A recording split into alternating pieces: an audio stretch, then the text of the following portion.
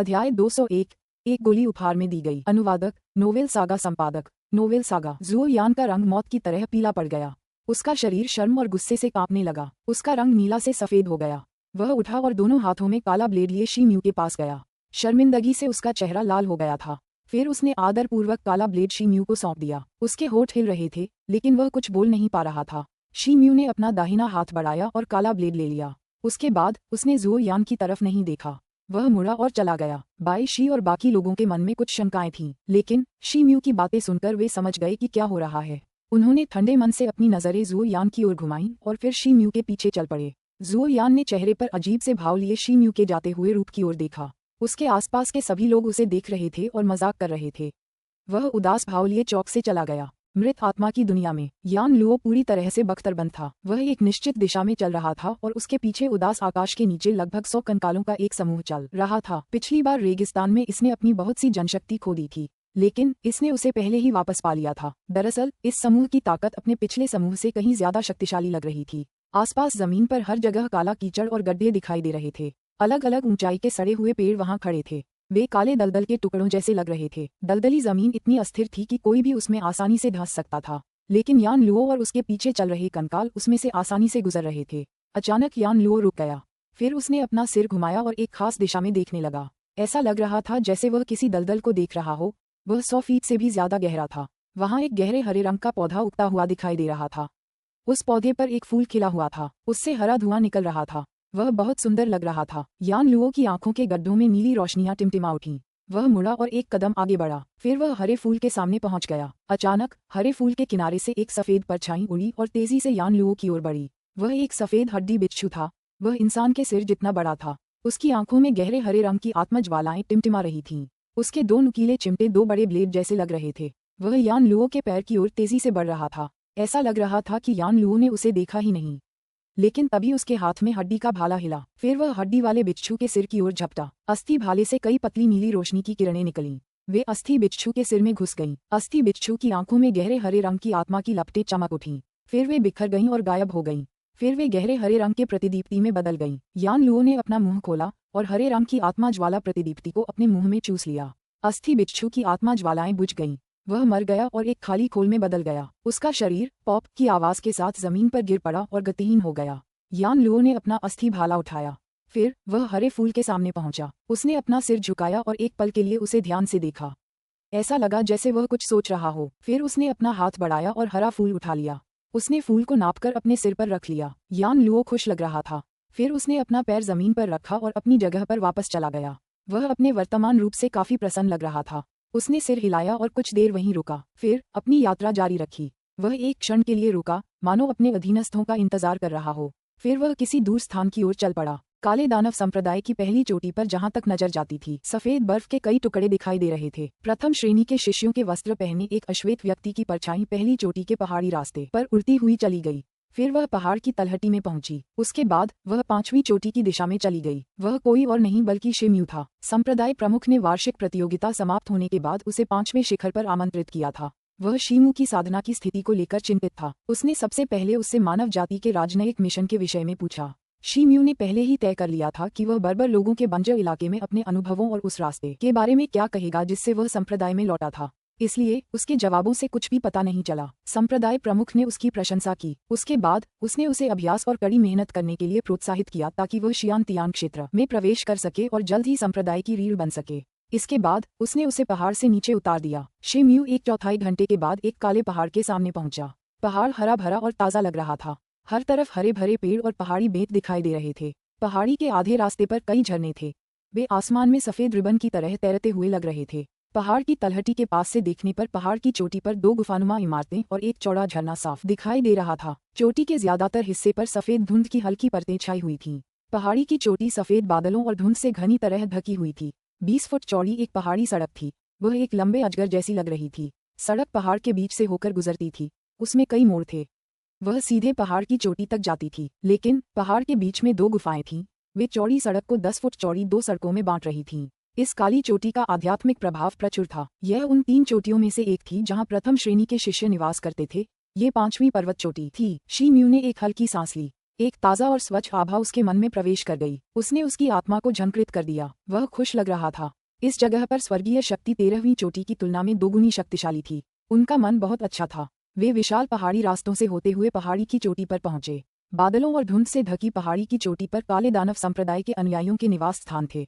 थोड़ी देर बाद she mu पहाड़ी की चोटी पर पहुंचने ही वाला था कि उसे दूर एक स्त्री दिखाई दी। उसका रूप रंग असाधारण रूप से आकर्षक और सुंदर था। वह गुफा के द्वार पर मुस्कुराते हुए खड़ी थी। उसके स्तन बहुत ही आकर्षक थे। उसका चेहरा इतना सुंदर और नाजुक था कि कोई भी पुरुष उसे देखकर चकित और स्तब्ध रह जाता। वह जिन जियाओ चाय के अलावा और कौन हो सकती है? शी म्यू के दिल में बेचैनी सी हुई। वह थोड़ी हिचकिचाहट के साथ उसकी ओर बढ़ा। गुरु जिन, आप किस शिष्या को ढूंढ रहे हैं?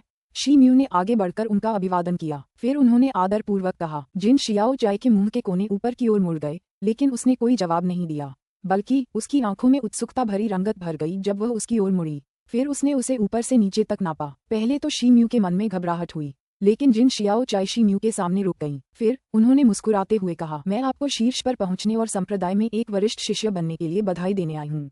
इसके अलावा आपने बहुत अच्छी गति से प्रगति की है, इतनी कि आपने मेरी उम्मीदों को भी पार कर लिया है। बोलते हुए वह शी म्यू की ओर 2 कदम आगे बढ़ी। मास्टर जिन के सामने सीनियर कहलाने की हिम्मत मुझे नहीं है। शी म्यू की आंखों में एक सतर्कता का भाव चमक उठा। वह 2 कदम पीछे हट गया। फिर उसने न तो विनम्रता से न ही अहंकार से जवाब दिया, आओ अपने गुरु जिन को बताओ, आज तुमने रिंग में कितना ऊर्जावान प्रदर्शन किया। क्या तुम अपनी छाप छोड़ना चाहते थे ताकि तुम्हारे प्रियतम का ध्यान तुम पर जाए? जिन शियाओ चाय हंसा और 1 कदम आगे बढ़ा। शी म्यू 1 कदम पीछे हट गया। पीछे पत्थर की दीवार होने के कारण उसे अपनी पीठ में ठंडक महसूस हो रही थी। जाहिर है वह अपने कदम और पीछे नहीं खींच पा रहा था। एक हल्की सी मोहक सुगंध उसके चारों ओर घूम रही थी। बताओ क्या? जिन जियाओ चाय पहले से ही उसकी पहुंच में था। शी म्यू ने अपने शरीर की मांसपेशियों को कस लिया। फिर उसने कहा, हे क्या तुम्हें तियान यिन की राक्षसी चुड़ैल पर कोई मोह नहीं है ना? जिन जियाओ चाय ने एक नाजुक मुस्कान के साथ कहा। वह मुस्कुराते हुए शी म्यू के पास आई। उसने जल्दी से अपना दाहिना हाथ बढ़ाया और उसके चेहरे के पास पत्थर की दीवार पर रखने ही वाली थी। अचानक शी म्यू की आंखों में एक चमक सी दौड़ गई। फिर उसने तेजी से अपना बायां हाथ बढ़ाया और जिन शियाओ चाय की कलाई मजबूती से पकड़ ली। इससे उसका हाथ पलक झपकते ही रुक गया। जिन शियाओ चाय की आंखों में एक अप्रत्याशित भाव चमक उठा। उसने उसे रोकने के लिए अपना बायां हाथ हिलाया, लेकिन तभी उसकी कलाई पर एक अत्याचारी शक्ति का प्रहार हुआ।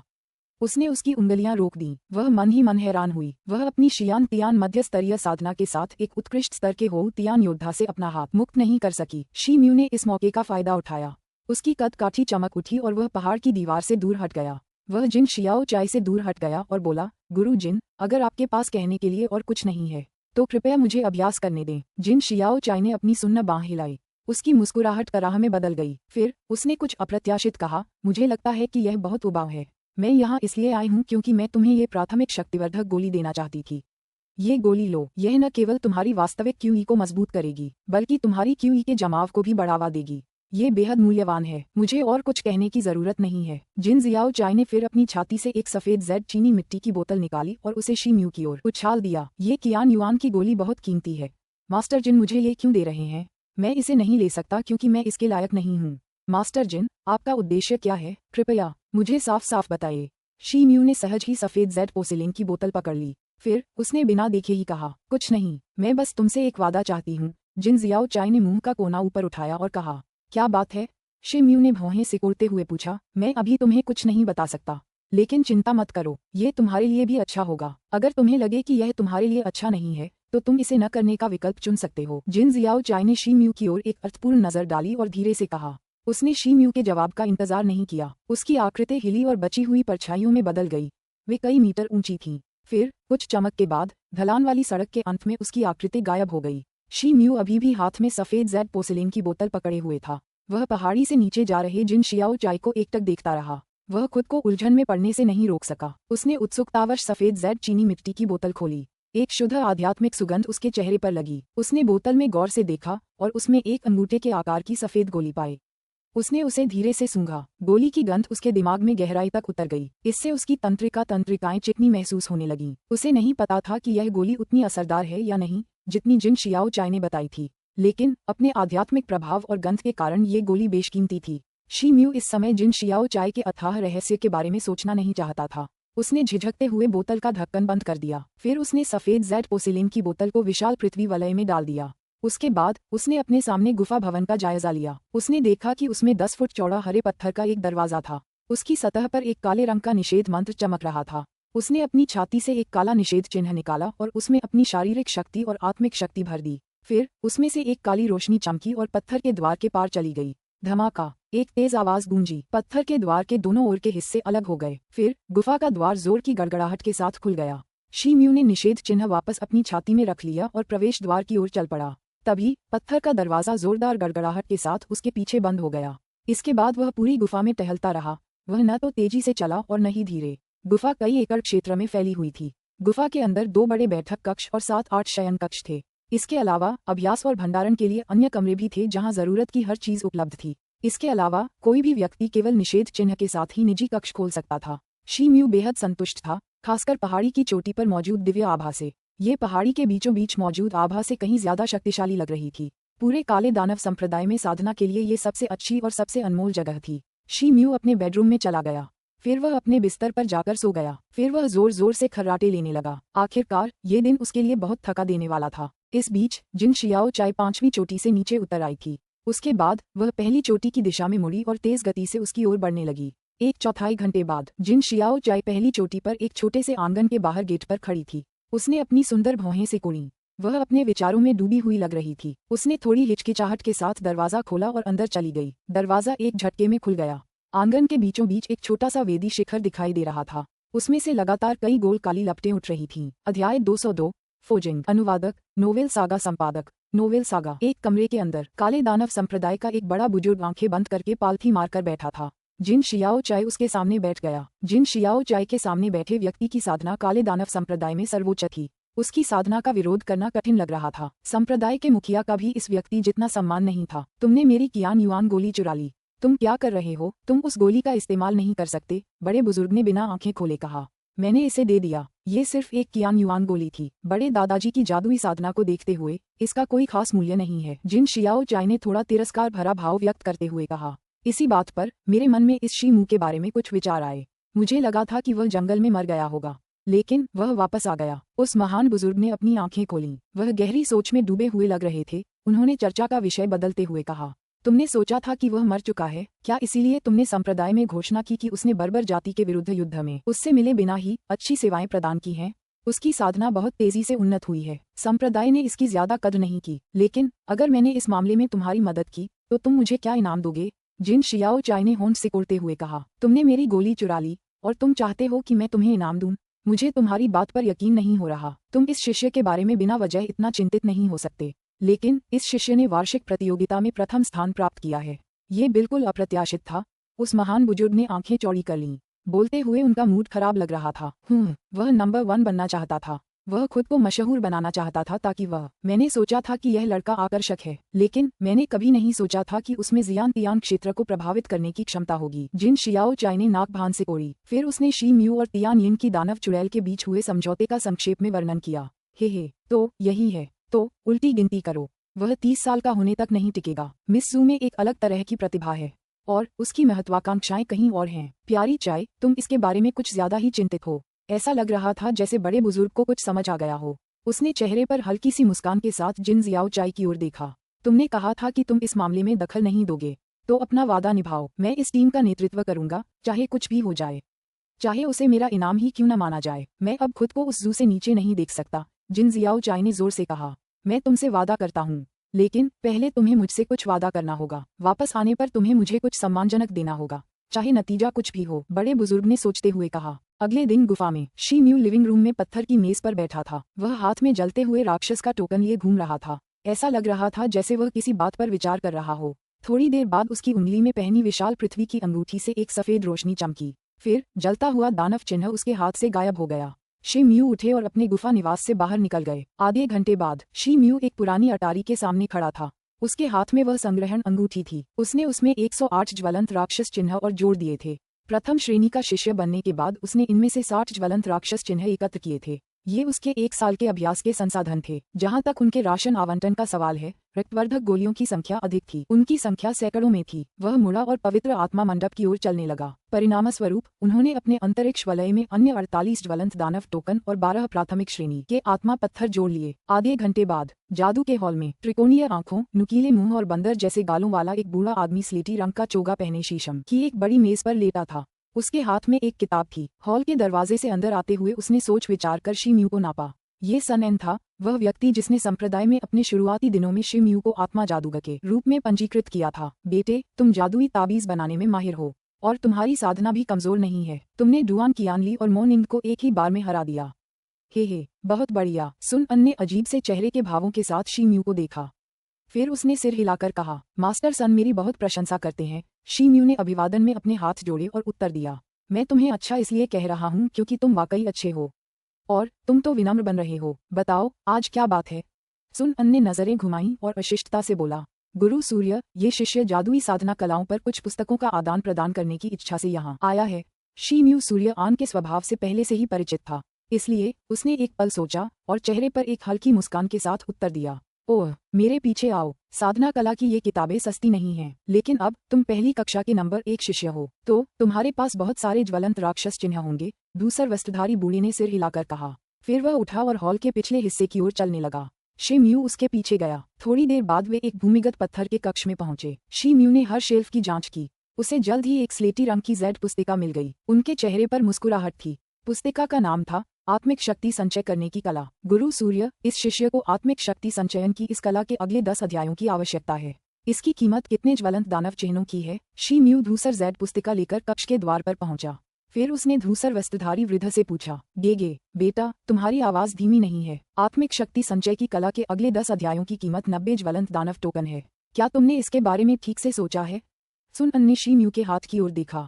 फिर उसने भावशून्य चेहरे से उत्तर दिया। शिम्यू का रंग रूप बदल गया। आध्यात्मिक शक्ति संचयन की कला पुस्तक की कीमत उसकी कल्पना से परे थी। उसके अंतरिक्ष वलय के 1/3 से ज्यादा ज्वलंत दानव चिन्ह पलक झपकते ही खर्च हो जाएंगे। शिम्यू ने दिल में एक घुटन भरे दर्द के साथ सिर हिलाया।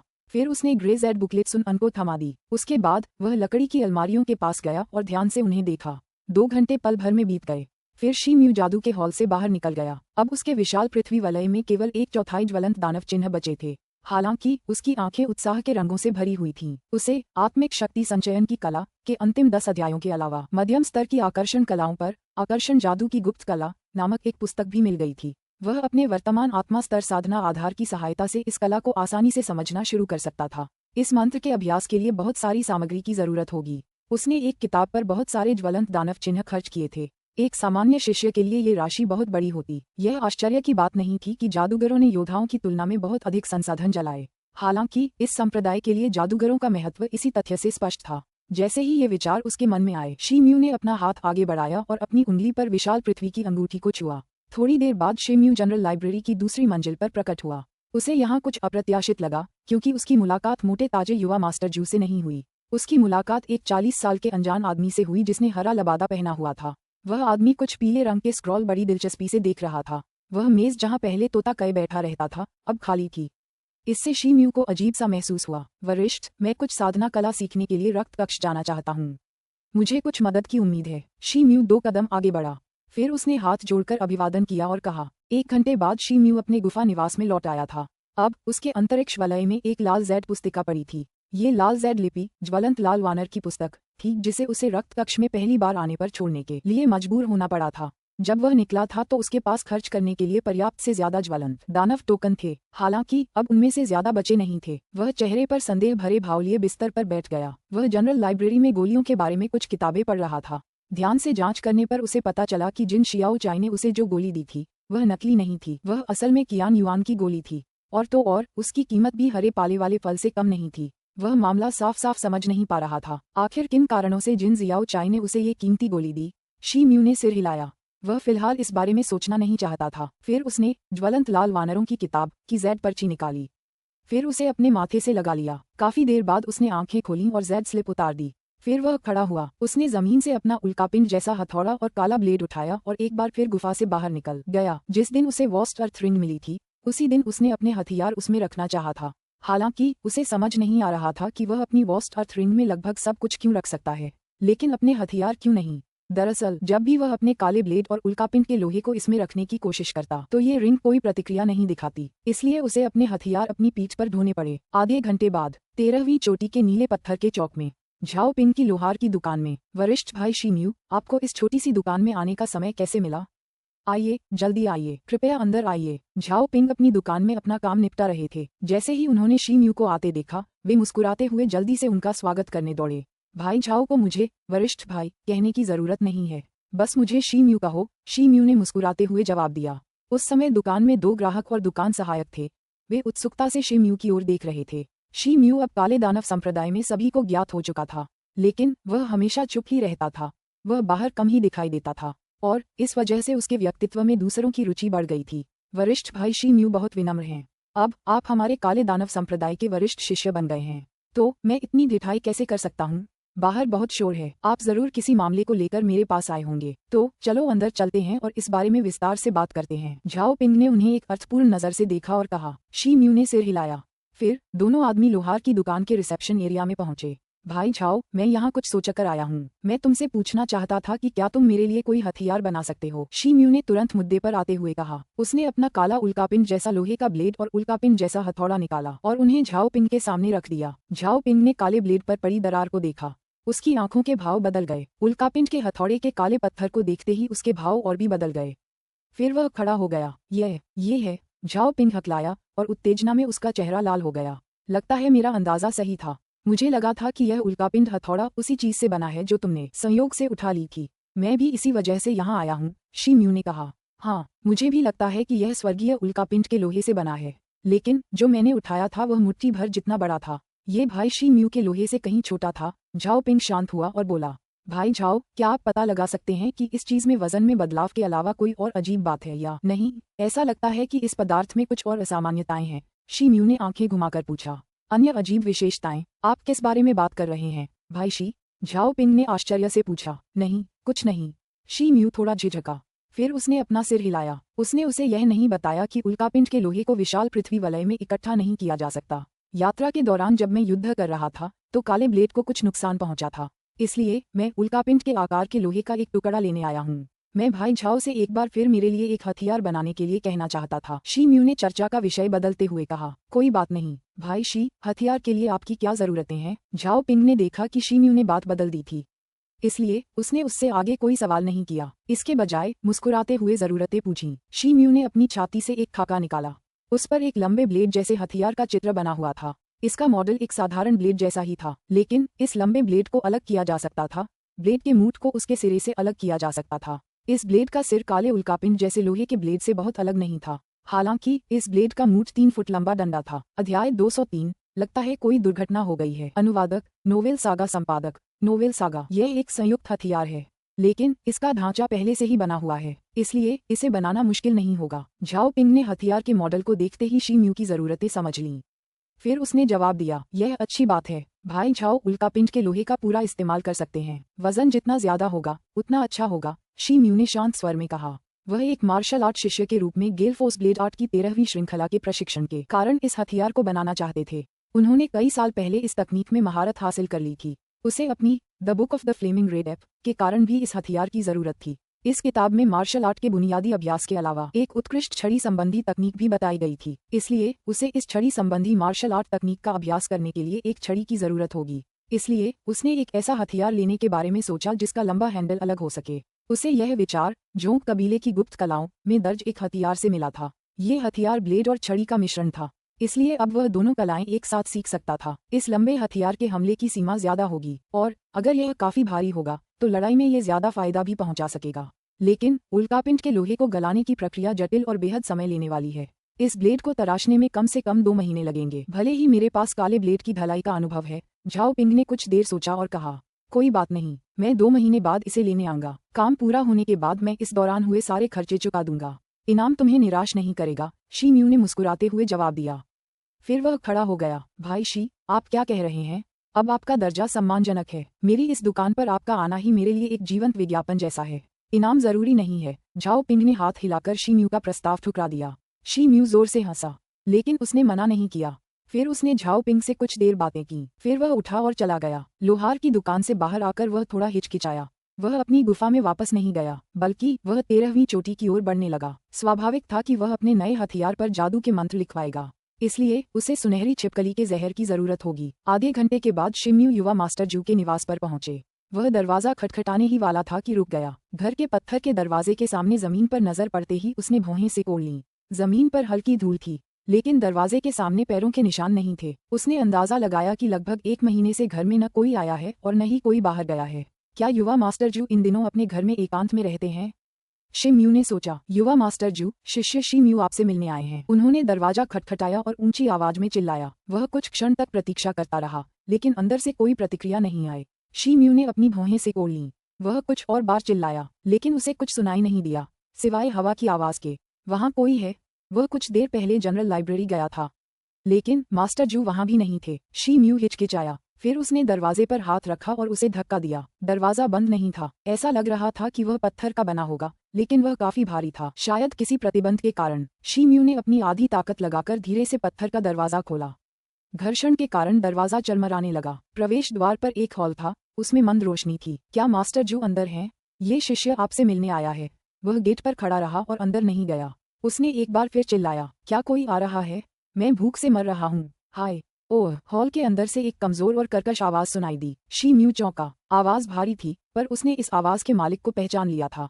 कय। शिम्यू अंदर गया। उसके अंदर जाते ही हॉल में धूल की पतली परतें जम गईं। ऐसा लग रहा था मानो बहुत देर से वहां से कोई गुजरा ही न हो। शिम्यू आवाज का पीछा करते हुए हॉल के एक कोने में पहुंचा। वहां एक सुनहरा पिंजरा लटका हुआ था। उसके अंदर एक रंग बिरंगे पंखों वाला तोता बैठा था। वह कय था। मुझे तुम्हारी याद है। तुम वही इंसान हो, शेतोऊ। कय के पंख उदास थे और उसकी आभा उदास लग रही थी। उसने शिम्यू की ओर देखा, फिर उसने अपनी आवाज ऊंची की, क्योंकि वह उत्साह से भर गया था। मेरा नाम शिम्यू है। शिम्यू चौंक गया।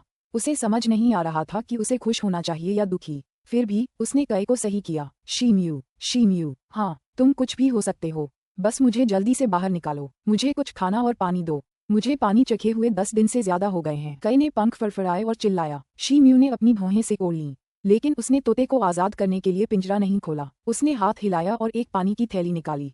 फिर पिंजरे के सिंक में पानी भर दिया। फिर उसने कुछ मेवे निकाले और पिंजरे में डाल दिए। ये मेवे हरे शटल फल थे। शिम्यू ने इन्हें एक छोटी सी दुकान से खरीदा था। उसने इन्हें तोते को खिलाने के लिए खरीदा था। कई उत्साह से चिल्लाया। वह अधीरता से ऊपर गया और पानी गटकने लगा। उसने सिंक में मौजूद आधे से ज्यादा पानी जल्दी ही गटक लिया। फिर उसने कुछ मेवे के टुकड़े भी गटक लिए। काफी खाने के बाद वह रुक गया। क्वाक क्वाक, मैं तो भूख से मर ही गया था, लेकिन अब मैंने पेट भर खा लिया है और मुझे अच्छा लग रहा है। कय ने पेट भर खाया और पिया। फिर उसने अपने पंखों से अपने पेट को थपथपाया। उसके बाद उसने आराम से आंखें सिकोड़ लीं और ऊंची आवाज में बोला, यहाँ क्या हो रहा है? इतने समय से यहाँ कोई कैसे नहीं आया? युवा मास्टर जू का क्या? शिम्यू ने पूछा। क्या तुम उस कमबख्त मोटे आदमी की बात कर रहे हो? वो 1 महीने पहले भूमिगत गुप्त कमरे में गया था, लेकिन अभी तक वापस नहीं आया। उसे अपनी जिम्मेदारी का जरा भी एहसास नहीं है। उसने मुझे यहाँ भूखा मरने के लिए छोड़ दिया। कय बेहद गुस्से में दिख रहा था और वो बार बार अपनी भूख से मरने वाली बात दोहरा रहा था। ये सुनते ही शिम्यू का चेहरा बदल गया। उसके दिल में एक बुरा पूर्वाभास सा हुआ। क्या आप जानते हैं कि युवा मास्टर जू वहाँ क्या कर रहे हैं? उसने झिझकते हुए पूछा। मुझे कैसे पता? कय का मूड ठीक नहीं था। फिर उसने एक बार फिर शिम्यू पर चिल्लाकर कहा कि उसे पिंजरे से बाहर निकाल दो।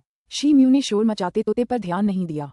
उसने कुछ देर सोचा और एक कदम आगे बढ़ा। फिर वह हॉल के अंदर एक दीवार के सामने पहुंच गया। शिम्यू को याद आया कि वह इसी जगह से यंग मास्टर जू के साथ भूमिगत गुप्त कमरे में प्रवेश किया था। धमाका, हल्की सी आवाज हुई। शिम्यू को याद आया कि पिछली बार यंग मास्टर जू ने कैसे गुप्त कमरा खोला था और उन्होंने दीवार के एक खास हिस्से पर अपनी हथेली से थपथपाया था। हालांकि कुछ नहीं हुआ। क्वाक क्वाक, तोते की उपहासपूर्ण चीखें पीछे से सुनाई दी। क्या तुम जानते हो कि गुप्त कमरे का दरवाजा कैसे खोला जाता है? शिम्यू ने मुड़कर कय की ओर देखा। मुझे पता है, लेकिन अगर आप चाहते हैं कि मैं आपको बताऊं, तो आपको मुझे बाहर निकालना होगा। तोते ने गर्व से उत्तर दिया। शिम्यू ने एक खामोश आह भरी। फिर उसने सोने का पिंजरा खोला। तोते ने अपने पंख फड़फड़ाए। फिर वह पिंजरे से फुफकारता हुआ बाहर आया। हॉल में मंडराते और फड़फड़ाते हुए उसने अपनी मांसपेशियों और हड्डियों को आराम दिया।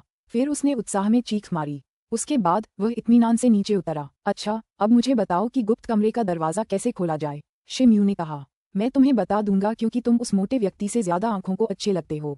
तोते ने अपना एक पंख फैलाया और उसे शिम्यू के कंधे पर रख दिया। वह मोटा जू तो काया है। गुप्त कमरे का दरवाजा खोलना बहुत मुश्किल है। इसे खोलने के लिए तुम्हें एक साथ कई तरकीबें अपनानी पड़ेंगी। तुमने जिस जगह थपथपाया था वह सही थी, लेकिन तुम सही जगह पर खड़े नहीं थे, तोते ने गर्व से समझाया। शिम्यू हक्का बक्का रह गया। पिछली बार जब वह गुप्त कमरे में गया था तब उसने इस बात पर ध्यान नहीं दिया था। तोते के अनुसार यंग मास्टर जू बेहद सावधान स्वभाव के लग रहे थे, लेकिन जब बात आई तो वह एक गुप्त कमरा था। शिम्यू ने अपने पैर जमीन पर उस जगह रखे जहां तोते ने इशारा किया था। फिर उसने दीवार पर हथेली थपथपाई और जोर लगाया। काका। दीवार एक हल्की सी आवाज के साथ धीरे से खुली। अंदर एक अंधेरा रास्ता दिखाई दिया। शी म्यू के चेहरे पर खुशी के भाव उभर आए। वह कुछ कहने ही वाला था कि तभी उसका चेहरा बदल गया। गलियारे में किसी तरह की बदबू आ रही थी। इतनी घिनौनी गंध थी कि उसे उल्टी आने लगी। शी म्यू ने अपनी नाक हाथ से ढक ली और एक कदम पीछे हट गया। तभी तोते की तेज चीख सुनाई दी। उसने अपने पंख फैलाए और उड़ गया। ये तो सड़ी हुई लाश की गंध है। क्या ये हो सकता है? शी म्यू ने आंखों में झिलमिलाती भावनाओं के साथ गलियारे की गहराई की ओर देखा। अचानक उसके हाव भाव बदल गए क्योंकि उसे कुछ याद आ रहा था। वह गुप्त कक्ष में प्रवेश करने ही वाला था। तभी उसके मन में एक विचार आया। फिर उसने मुड़कर तोते की ओर देखा। कहे, मैं नीचे जाकर वहां की स्थिति का जायजा लेता हूँ। मुझे डर है कि यंग मास्टर जू के साथ कुछ असामान्य हुआ है। क्या तुम भी साथ चलना चाहोगे? शी म्यू ने पूछा क्योंकि वह जानता था कि यह आत्मा तोता एक अजीब प्राणी है। ये यंग मास्टर जू को शी म्यू से बेहतर जानता था। हम तोते बहुत साफ सुथरे पक्षी हैं। हम ऐसी गंदी जगहों पर नहीं जाते। कई ने अपनी पूंछ के पंख फड़फड़ाए और चिल्लाया। शी म्यू ने सिर हिलाया। ऐसा लग रहा था कि यह तोता न सिर्फ शोर मचा रहा है बल्कि काया भी है। उसने अब कई पर ध्यान नहीं दिया। उसने चुपचाप अपनी साधना तकनीक और अपने शरीर की रक्षा के लिए अपनी वास्तविक ची को सक्रिय कर दिया। फिर वह मार्ग में प्रवेश कर गया। वह यहाँ पहले भी एक बार आ चुका था, इसलिए वह आसानी से उस जाने पहचाने रास्ते में चला गया। फिर वह एक गुप्त कमरे के बाहर पहुंचा। वह गुप्त कमरे में गया और उस स्थान पर पहुंचा जहां से सड़न की गंध आ रही थी। गुप्त कमरे के ठीक बीच में एक गोलाकार जादुई सूत्र था। उस सूत्र के बीच में एक आत्मा पत्थर चिपका हुआ था। यह आत्मिक पत्थर अभी भी प्रकाश के विस्फोट उत्सर्जित कर रहा था। ऐसा लग रहा था कि उनके अंदर की आत्मिक शक्ति अभी पूरी तरह से समाप्त नहीं हुई थी। हालांकि ऐसा लग रहा था कि इस गोलाकार सूत्र ने अचानक काम करना बंद कर दिया था। गोल फॉर्मूले के पास एक मोटा सा व्यक्ति बैठा था। वह कोई और नहीं बल्कि यंग मास्टर जू था। उसके शरीर से बदबू आ रही थी। ये देखकर शिम्यू का चेहरा बदल गया। उसने ध्यान से गुप्त कमरे का जायजा लिया, लेकिन उसे खतरे का कोई निशान नहीं मिला। फिर वह तेजी से मास्टर जू के शव के पास चला गया। मास्टर जू का देहांत बहुत पहले हो चुका था। उनका सिर झुका हुआ था। उनका शरीर सड़ना शुरू हो चुका था। शिम्यू ने मास्टर जू के शव का बारीकी से निरीक्षण किया, लेकिन उसे चोट का कोई निशान नहीं मिला। ये स्पष्ट था कि उन्हें किसी इंसान ने नहीं मारा था। मास्टर जू की लाश के पास एक चांदी का पिंजरा रखा था। उस पिंजरे के अंदर एक 3 पैरों वाली छिपकली लेटी हुई थी। मास्टर जू ने इस सुनहरी छिपकली को अपना पालतू बना लिया था। इस छिपकली में भी सांस नहीं थी, लेकिन उसका शव अभी सड़ना शुरू नहीं हुआ था। ऐसा लग रहा था कि उसे मरे हुए ज्यादा समय नहीं हुआ था। शिम्यू ने अपने चेहरे पर एक बनावटी मुस्कान बिखेरी। तभी उसकी नजर मास्टर जू के शरीर के सामने रखे गोलाकार जादुई सूत्र पर पड़ी। उसे देखते ही वह चौंक गया। यह वृत्ताकार सूत्र बिल्कुल वैसा ही था जिसका उपयोग उन्होंने और मास्टर जू ने मृत आत्मा की दुनिया की भूमि का पता लगाने के लिए किया था। यह उड़ते हुए तारे का रहस्यमय समूह था। क्या ऐसा हो सकता है कि मास्टर जू ने एक बार फिर मृत आत्माओं की दुनिया में प्रवेश करने की कोशिश की हो? मुझे लगता है कि वह किसी और अजीब जगह पर चले गए होंगे और वहां उनका एक्सीडेंट हो गया होगा। शिम्यू ने अनुमान लगाया। मास्टर जू ने उन्हें मृत आत्माओं की दुनिया में प्रवेश करते समय विभिन्न स्थानों में मौजूद सभी प्रकार के खतरों के बारे में बताया था। ये बहुत आम बात थी कि आत्माएं विभिन्न अजीब स्थानों से उड़कर बिखर सकती थीं। शिम्यू का चेहरा उदास हो गया। फिर उसने आह भरी। शिम्यू के काले दानव संप्रदाय के केवल कुछ बुजुर्गों के साथ अच्छे संबंध थे। मास्टर जू उनमें से एक थे। अचानक उसने आश्चर्य से हल्की सी आवाज निकाली। उसकी नजर मास्टर जू के बाएं हाथ पर पड़ी। मास्टर जू का शव बदरंग और सड़ चुका था, लेकिन उनके बाएं हाथ पर सड़न का कोई निशान नहीं दिख रहा था। वह अब भी अपने मूल रूप में था। अध्याय 204 गपशप करने वाले तोते की दौड़। अनुवादक नोवेल सागा संपादक नोवेल सागा। शिम्यू एक पल के लिए झिझका। फिर उसने धीरे से यंग मास्टर जू का बायां हाथ खींचा। अचानक उसका रंग बदल गया। उसने देखा कि युवा मास्टर जू ने अपने बाएं हाथ में एक रक्त लाल टोकन पकड़ रखा था। टोकन की सतह से रुक रुक कर हल्की सी लाल रोशनी निकल रही थी, मानो कोई तरल पदार्थ युवा मास्टर जू की हथेली में घुस गया हो। यह क्या है? शिम्यू चौंक गया। उसने क्षण भर की हिचकिचाहट के बाद यंग मास्टर जू के हाथ से टोकन सावधानी से खींच लिया। टोकन आयताकार था और 3 इंच का था। इसके एक तरफ एक अजीबोगरीब पैटर्न बना हुआ था। ये किसी भूत प्रेत जैसे मानव रूपी राक्षस जैसा दिख रहा था। टोकन के दूसरी तरफ अजीबोगरीब फॉन्ट में कुछ अजीबोगरीब अक्षर उकेरे गए थे। वे आकार में बेहद छोटे थे और छोटी मक्खियों जैसे लग रहे थे। शिम्यू ने अपने पूरे जीवन में ऐसी अजीब भाषा कभी नहीं देखी थी। उसने खून से लाल टोकन अपने हाथ में थाम लिया। उसे टोकन से बर्फ जैसी ठंडक का एहसास हुआ। टोकन से एक हल्की सी लाल चमक भी निकल रही थी। वह उसकी हथेली को अपनी चपेट में ले चुकी थी। हालांकि वह चमक शिम्यू के हाथ में नहीं पहुंची, जैसे वह यंग मास्टर जू के हाथ में पहुंच रही थी। शिम्यू ने ध्यान से टोकन को 2-3 बार नापा। फिर उसने अपना सिर हिलाया। वह टोकन वापस रखने ही वाला था कि अचानक उसकी नजर यंग मास्टर जू के बाएं हाथ पर पड़ी और उसका चेहरा बदल गया। उसने ध्यान ही नहीं दिया कि कब यंग मास्टर जू का बायां हाथ बदल गया और उसके शरीर के बाकी अंगों जैसा हो गया। पहले चिकनी त्वचा अब साफ तौर पर ढीली और शिथिल दिख रही थी। साथ ही उसके बाएं हाथ की सतह पर हल्का नीला रंग आ गया था। उससे तीखी दुर्गंध आ रही थी। ऐसा कैसे हो सकता है? मुझे मत बताना कि ऐसा इसलिए हुआ क्योंकि मैंने उसके हाथ से यह टोकन अलग कर दिया था। शी म्यू हक्का बक्का रह गया। उसने एक बार फिर रक्त लाल टोकन को देखा। उसे लगा कि यह रहस्यमय लग रहा है। इस टोकन में लाश को सड़ने से बचाने की क्षमता है। शी म्यू ने सिर हिलाया। ये चीज काफी अच्छी और उपयोगी लग रही थी, लेकिन ये यंग मास्टर जू का अवशेष था, इसलिए शी म्यू इसे ले नहीं सकता था। इसलिए उसने ध्यान से इसे यंग मास्टर जू के बाएं हाथ में वापस रख दिया। फिर वह खड़ा हुआ और मुड़कर गुप्त कमरे से बाहर चला गया। युवा मास्टर जू एक असाधारण पदवी के स्वामी थे क्योंकि वे एक आत्मा श्रेणी के जादूगर थे, लेकिन वे अपने ही घर में मृत पाए गए थे। शी म्यू वह पहले व्यक्ति थे जिन्होंने उनका शरीर पाया था, इसलिए संप्रदाय को इस घटना की सूचना देना उनकी जिम्मेदारी थी। शी म्यू गुप्त कमरे के मार्ग से बाहर निकला और पत्थर के कमरे में पहुंचा। गुप्त कमरे में क्या हाल है? वह मोटा आदमी जू कैसा है? शी म्यू के प्रकट होते ही तोता उड़ गया। युवा मास्टर जू मर चुके हैं। उनका शरीर सड़ना शुरू हो गया है। शी म्यू ने सिर हिलाकर आह भरते हुए जवाब दिया। ये शब्द सुनते ही तोते का शरीर अकड़ गया। फिर उसकी बड़ी बड़ी आंखों में उदासी और निराशा की एक झलक तैर गई। शी म्यू ने तोते पर ज्यादा ध्यान नहीं दिया। वह जल्दी से पत्थर के घर से बाहर निकला और संप्रदाय के कानून प्रवर्तन कक्ष की ओर चल पड़ा। वह आधे घंटे बाद एक भूरे वस्त्रधारी वृद्ध व्यक्ति के साथ युवा मास्टर जू के निवास स्थान पर पहुंचा। धूसर वस्त्र पहने वह बूढ़ा व्यक्ति एल्डर झेनजिंग था, हाल ही में हुई वार्षिक प्रतियोगिता के निर्णायकों में से एक। वह ब्लैक डेमन संप्रदाय के कानून प्रवर्तन हॉल के कानून प्रवर्तन एल्डर थे। दोनों जल्दी से पत्थर के घर में घुस गए और गुप्त कमरे के प्रवेश द्वार पर पहुंच गए। शी म्यू को हैरानी हुई जब उसने देखा कि तोता भाग गया है। वे उस पत्थर के घर तक तो आ गए थे, लेकिन उसे तोते का कहीं नामोनिशान तक नहीं दिखा। क्या यही वो जगह है? शी म्यू सदमे में था। धूसर वस्त्र पहने बूढ़े की नजर गुप्त कमरे के गलियारे पर पड़ी। फिर उसने चेहरे पर गंभीर भाव लिए कहा, हाँ। शी म्यू ने तुरंत अपना संयम वापस पाया और जवाब दिया। भूरे वस्त्रधारी व्यक्ति ने सिर हिलाया और अंदर जाने के लिए एक कदम बढ़ाया। दोनों जल्द ही गुप्त कक्ष में पहुंच गए। धूसर वस्त्रधारी वृद्ध की दृष्टि युवा मास्टर जू के मृत शरीर पर पड़ते ही उसकी भावनाएं जागृत हो गईं। उसने हाथ हिलाया और उसके हाथ से एक सफेद चमक निकली। उसने युवा मास्टर जू के मृत शरीर को ढक लिया। तभी भूरे वस्त्रधारी वृद्ध व्यक्ति ने एक बार फिर अपना हाथ उठाया और सफेद चमक गायब हो गई। लगता है मास्टर जू का देहांत बहुत पहले हो गया होगा। मुझे लगता है कि उनकी मृत्यु को लगभग 1 महीना हो गया होगा। उनके शरीर पर जरा भी चोट का निशान नहीं है। उनकी मृत्यु का कारण अब तक खत्म हो जाना चाहिए था, धूसर वस्त्रधारी वृद्ध ने सोचते हुए कहा।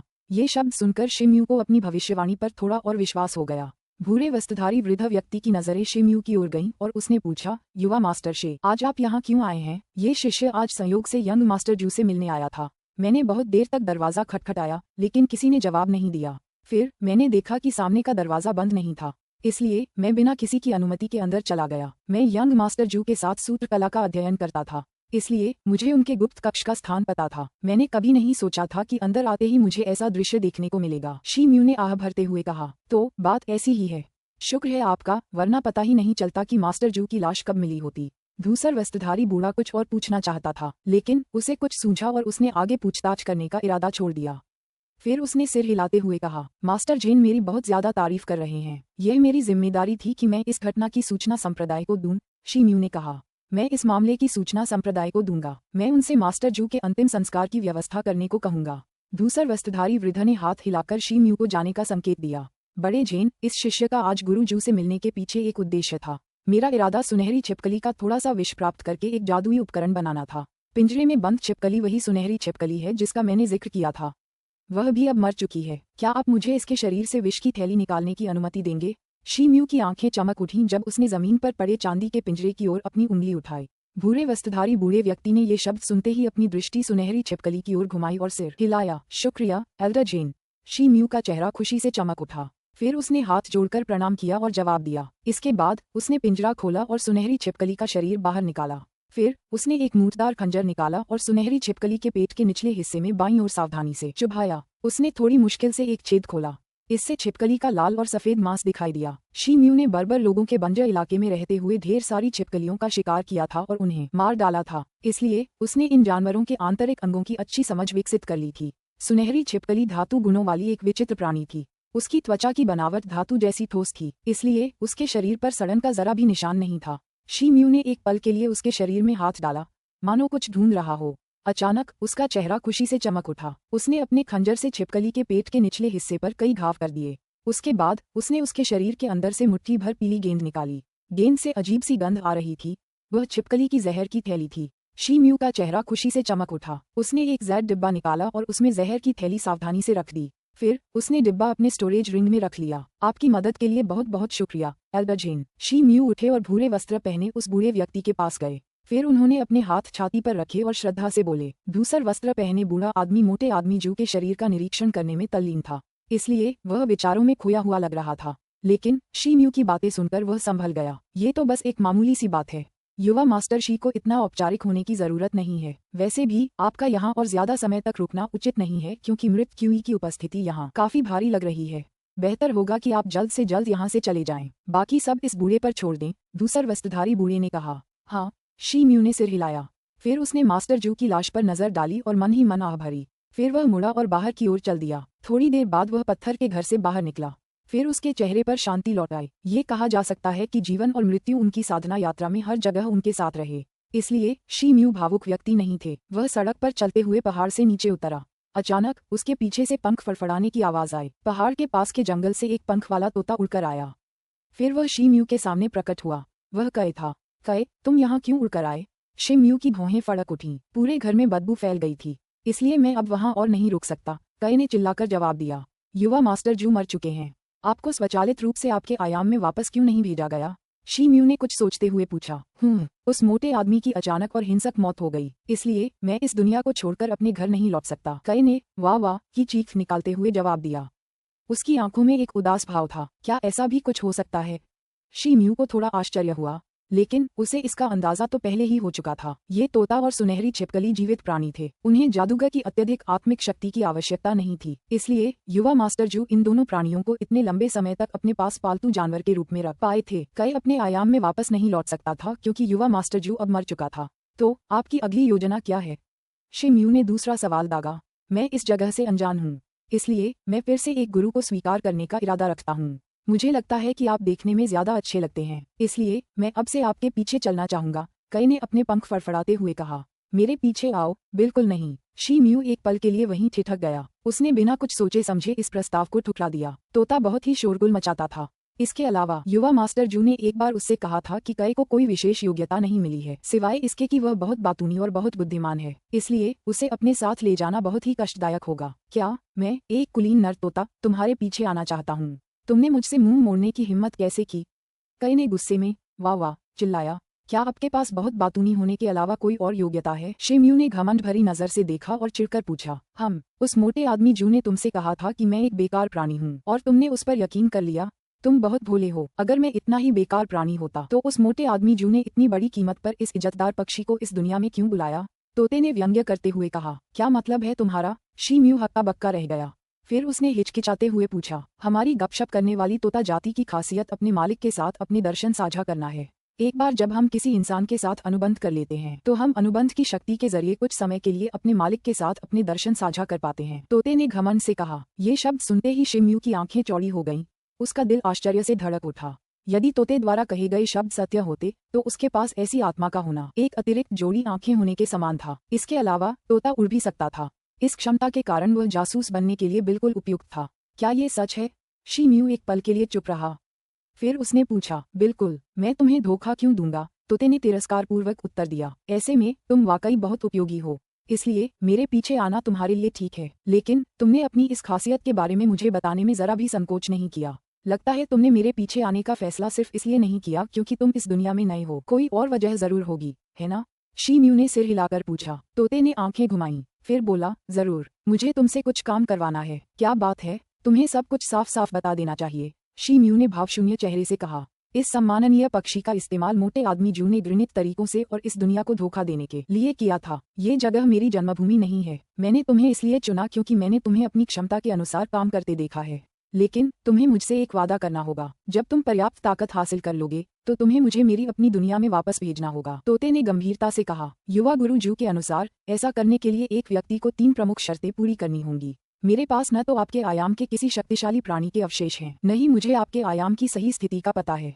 फिर मैं आपको वापस कैसे भेजूंगा? शी म्यू अवाक रह गया। सब कुछ इंसानी कोशिशों पर निर्भर करता है, लेकिन तुम इतने मजबूत नहीं हो कि इसे पूरा कर सको। समय आने पर तुम इन शर्तों को पूरा करने के तरीके जरूर ढूंढ लोगे, तोते ने कहा। शी म्यू के चेहरे पर आश्चर्य की एक झलक दिखाई दी। तोते को नापते हुए उसकी आंखें चमक उठीं। फिर उसने सिर हिलाया और कहा, ठीक है, मैं वादा करता हूँ। तोते ने 2 बार टर्राया और पंख फड़फड़ाए। ऐसा लग रहा था जैसे वह बहुत खुश हो। शी म्यू ने अपनी नजरें चारों ओर घुमाईं। उसके बाद उसके हाथ पर काली रोशनी की एक लकीर उभरी और वह कुछ बुदबुदाया। ये तेजी से एक काले जादू के रूप में घनीभूत हो गई। ये जादू का वह रूप था जिसका इस्तेमाल मालिक और नौकर के बीच एक अनुबंध स्थापित करने के लिए किया जाता था। फिर उसने अपना हाथ हिलाया और काले रंग का जादुई पात्र तोते के सिर की ओर चला गया। तोता बहुत शिकायती था। वो किरदार को आसानी से अपने दिमाग में घुसने देता था, चाहे वो कोई भी किरदार हो। अनुबंध के साथ शीमू की आत्मा का एक कण तोते की आत्मा में विलीन हो गया। इस प्रकार स्वामी और सेवक की आत्मा अनुबंध के एक धागे से जुड़ गई। अध्याय 205 नए हथियार तैयार हैं। अनुवादक नोवेल सागा संपादक नोवेल सागा। आधे घंटे बाद शी म्यू कई के साथ अपने गुफा निवास में पहुंच गया। गुफा निवास 5वीं पर्वत चोटी के शिखर पर स्थित था। यहाँ का वातावरण बहुत अच्छा है। दरअसल यह मोटे आदमी जू के सड़े हुए पत्थर के घर से कहीं बेहतर है। गुफा में दाखिल होते ही कई की आंखें चमक उठीं। उसने अपने पंख फैलाए और विशाल हॉल के अंदर एक गोलाकार में उड़ने लगा। उसकी उत्साहित उड़ान के साथ साथ तेज और ऊर्जावान चीखें भी थीं। अच्छा, मुझे लगता है मुझे यहाँ रहना अच्छा लगेगा। कई कुछ देर तक उड़ता रहा। फिर वह नीचे उड़कर शी म्यू के पास पहुंचा। उसने अपना सिर झुकाया और शी म्यू को देखते हुए कहा, मेरे पास कोई पिंजरा नहीं है, तो तुम जो चाहो करो, शी म्यू ने भौहें से कोड़ते हुए कहा।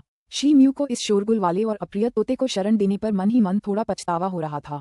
वे यहाँ तक पैदल ही आए थे, लेकिन इस तोते ने एक पल के लिए भी बोलना बंद नहीं किया था और इसके लगातार बड़बड़ाने से उसके सिर में तेज दर्द हो रहा था। इसके अलावा ये तोता हमेशा शी म्यू को गलत नाम से पुकारता था। यह अंदाजा लगाना मुश्किल था कि यह जानबूझकर था या अनजाने में। उसे कई बार समझाया गया, लेकिन वह ऐसा करता रहा। ऐसा लग रहा था मानो उसे शी म्यू को ठीक से पुकारने में कोई दिलचस्पी ही नहीं थी। शी म्यू ने तोते के जवाब का इंतजार नहीं किया। वह एक कदम आगे बढ़ा और अपने निजी कमरे में चला गया। ये जगह पिंजरे से भी बड़ी है, लेकिन यहाँ हर समय उड़ना बहुत उबाऊ और बेतुका होगा। इस सम्माननीय पक्षी को हर रोज बाहर निकलकर टहलना और खुलकर सांस लेना चाहिए। तोते की आवाज एक बार फिर गूंजी। धमाका। उसकी बात पूरी होने से पहले ही दरवाजा बंद होने की तेज आवाज सुनाई दी। फिर उसकी आवाज दरवाजे के बाहर ही दब गई। शी म्यू ने आखिरकार राहत की लंबी सांस ली। अपने निजी कमरे में दाखिल होते हुए उसके चेहरे पर एक कड़वी मुस्कान तैर गई। वह सीधे बिस्तर पर जाकर पालथी मारकर बैठ गया। इसके बाद उसने अपने मन को शांत करने के लिए आत्मिक शक्ति संचय की कला का अभ्यास शुरू कर दिया। फिर उसने आंखें खोलीं। उसकी आंखों में एक हल्की सी सुनहरी चमक 2-3 बार झिलमिलाई। जब से उसने स्पिरिट ग्रिड जादूगर का पद संभाला था, उसके पेट के निचले हिस्से में जादुई शक्ति बहुत बढ़ गई थी। इसके अलावा उसकी जादुई शक्ति के साथ उसकी असली क्यूई की एक किरण उसके पेट के निचले हिस्से में पिघल गई थी। इससे उसके पेट के निचले हिस्से में एक साथ ठंड और गर्मी का एहसास हो रहा था। अचानक शी म्यू के दिमाग में एक विचार कौंधा। उसने हाथ हिलाया और एक छोटा सा जैद का डिब्बा निकाला। फिर उसे खोला। उसमें सुनहरी छिपकली का जहर भरा थैला रखा था। शी म्यू ने उसे ध्यान से जमीन पर रखा। फिर उसने हाथ हिलाया, तभी जमीन पर कई सफेद चीनी मिट्टी की बोतलें दिखाई दीं। उसने जहर की थैली उठाई और उसमें सुई से एक छोटा सा छेद कर दिया। छेद से एक हल्का पीला तरल पदार्थ निकलने लगा। साथ ही एक तीखी बदबू भी आ रही थी। शी म्यू ने तरल पदार्थ इकट्ठा करने के लिए एक चीनी मिट्टी की बोतल का इस्तेमाल किया। थोड़ी ही देर में विष थैली से सारा विष निकल गया। अब विष थैली सिकुड़ी हुई लग रही थी। इसके अलावा शी म्यू के सामने 3 या उससे ज्यादा चीनी मिट्टी की बोतलें दिखाई दे रही थीं। वे सभी विष से भरी हुई थीं। उनके अंदर विष की मात्रा किसी जादू टोने को अंजाम देने के लिए पर्याप्त थी। शी म्यू ने चीनी मिट्टी की बोतलें अपने स्टोरेज रिंग में रख लीं। फिर उसने हाथ हिलाया और नीले रंग की जेड की एक पर्ची उसके सामने प्रकट हुई। उसने ये पर्ची जादू के हॉल से बदली थी। ये आकर्षण जादू की गुप्त कला थी। शी म्यू ने पर्ची अपने माथे से लगाई। फिर उसने उसमें अपनी आत्मिक शक्ति भरकर उसकी विषय वस्तु को समझने की कोशिश की। 2 महीने बाद शी म्यू भोर होते ही अपनी गुफा से बाहर निकल आया। अब तक उसने जादू की गुप्त कला के मध्यम श्रेणी के वशीकरण मंत्र और वशीकरण वर्णों को अच्छी तरह याद कर लिया था। कई प्रयासों के बाद उसने 5-6 मध्यम श्रेणी के वशीकरण मंत्रों को बनाने में भी महारत हासिल कर ली थी। मध्यम श्रेणी के आकर्षण मंत्रों में आमतौर पर 12 या उससे ज्यादा आकर्षण पात्र होते थे, इसलिए इन्हें बनाना प्रारंभिक स्तर के आकर्षण मंत्रों से कहीं ज्यादा मुश्किल था। हालांकि शी म्यू के लिए यह कोई बड़ी बात नहीं थी। इस दौरान उसने कई मध्यम श्रेणी के जादुई मंत्रों को भी विभिन्न तरीकों से परिष्कृत किया था। उसने उन्हें संप्रदाय के अंदर और बाहर के बाजारों में बैचों में बेचा था। उसने उन्हें 2 मध्यम श्रेणी के स्पिरिट स्टोन और 8 लाख से ज्यादा चांदी के सिक्कों के बदले में बेचा था। आधे घंटे बाद शी म्यू लोहार की दुकान के बाहर पहुंचा। उसे आते देख झाओ पिंग उसका स्वागत करने के लिए दुकान से बाहर भागा। भाई शी, मैंने वे हथियार पूरे कर लिए हैं जिन्हें आप मुझसे निखारने के लिए कह रहे थे। मैंने दिन रात मेहनत करके उन्हें तय तारीख से 3 दिन पहले ही पूरा कर लिया। झाओ पिंग के चेहरे पर एक सुखद मुस्कान फैल गई। अपनी इस शानदार उपलब्धि के लिए प्रशंसा पाने की उम्मीद में वह आगे बढ़ा और मुस्कुराते हुए बोला, भाई झाओ, आप वाकई बहुत मेहनती हैं। चलो अंदर चलते हैं, मैं आपकी कारीगरी की सराहना करना चाहता हूँ। शी म्यू की आंखें चमक उठीं और उसने मुस्कुराते हुए कहा, कृपया जल्दी से अंदर आ जाओ। झाओ पिंग ने हंसते हुए शी म्यू को अंदर ले गया। लोहार की दुकान अभी तक काम के लिए नहीं खुली थी, लेकिन दुकान के अंदर 5-6 हटे कट्टे आदमी अभी भी दिखाई दे रहे थे। वे लोहे के चूल्हे जलाने के लिए सामान जमा करने में व्यस्त लग रहे थे। दुकान में तरह तरह के अर्धनिर्मित और तैयार हथियार जमा थे। 2 महीने पहले की तुलना में उनकी संख्या काफी ज्यादा लग रही थी। शी म्यू झाओपिंग के पीछे पीछे उसके विशेष फोजिंग रूम में पहुंचा। कमरे में दाखिल होते ही एक तीखी हवा का झोंका उसके चेहरे पर लगा। कमरे के अंदर चूल्हे की धधकती सफेद लौ मानो लहरों की तरह लहरा रही हो। लौ के ऊपर की हवा भी हल्की हल्की लहरों से सनी हुई लग रही थी। शी म्यू ने चारों ओर नजर घुमाई तो उसे पास के ढलाई मंच पर एक लंबी मूठ वाला ब्लेड और 3 फुट लंबी एक छड़ी रखी हुई दिखाई दी। दोनों चीजें गहरे काले रंग की थीं। भाई शी, इस लंबे ब्लेड की धार लगभग 3 फुट 6 इंच लंबी है। इसका मूठ 1 फुट 2 इंच लंबा है। इस ब्लेड का वजन 900 पाउंड या उससे भी ज्यादा है। ये छोटी छड़ी 3 फुट 4 इंच लंबी है। ये काफी भारी है। इसका वजन 1000 पाउंड से भी ज्यादा है। इसके एक सिरे पर एक सर्पिल दांत है ताकि आप इसे इस लंबे ब्लेड से जोड़ सकें। दोनों मिलकर 8 फीट लंबे हैं। झाओपिंग ढलाई मंच के किनारे के पास खड़ा था। उसने लंबे ब्लेड और छोटी छड़ी की ओर उंगली से इशारा करते हुए विस्तार से बताया। शी म्यू ने उस छोटी सी छड़ी पर नजर डाली और पाया कि वह किसी बच्चे की बांह जितनी मोटी थी। उसका पूरा शरीर बिल्कुल गोल आकार का था। इसके अलावा उसके काले शरीर की सतह पर काली चमक की एक सतत धारा दिखाई दे रही थी। सर्पिल दांत का सटीक स्थान भी बहुत कुशलता से बनाया गया था। ये झाओपिंग की उत्कृष्ट कारीगरी को दर्शाने के लिए पर्याप्त था। छोटी छड़ी की सतह पूरी तरह से काली थी, इतनी काली कि कोई भी व्यक्ति सोच सकता था कि यह काफी भारी है। शी म्यू ने अपना हाथ बढ़ाया और छोटी छड़ी पकड़ ली। फिर उसने उसे आराम से हवा में उछाल दिया। कमरे के अंदर से भारी हवा फूटने जैसी आवाज गूंजी। उसी समय एक साया नीचे की ओर भागा और उसके चारों ओर तेज हवा का झोंका आया। हवा के प्रभाव से झाओपिंग को सांस लेने में थोड़ी तकलीफ होने लगी। शी म्यू ने इतना भारी हथियार ऐसे उठाया था मानो वो बहुत हल्का हो। उसने तो बेहद जोरदार हमला भी किया था। इस अद्भुत दृश्य को देखकर झाओपिंग की आंखों में आश्चर्य की एक चमक दौड़ गई। लेकिन शी म्यू ने झाओपिंग के हाव भाव पर ध्यान नहीं दिया। वह संतुष्ट दिख रहा था क्योंकि उसने अपने हाथों से छोटी छड़ी का वजन मापा। उसके बाद उसने लंबी मूठ वाली तलवार उठाई और उसे छूने के लिए अपने हाथ से दबाया।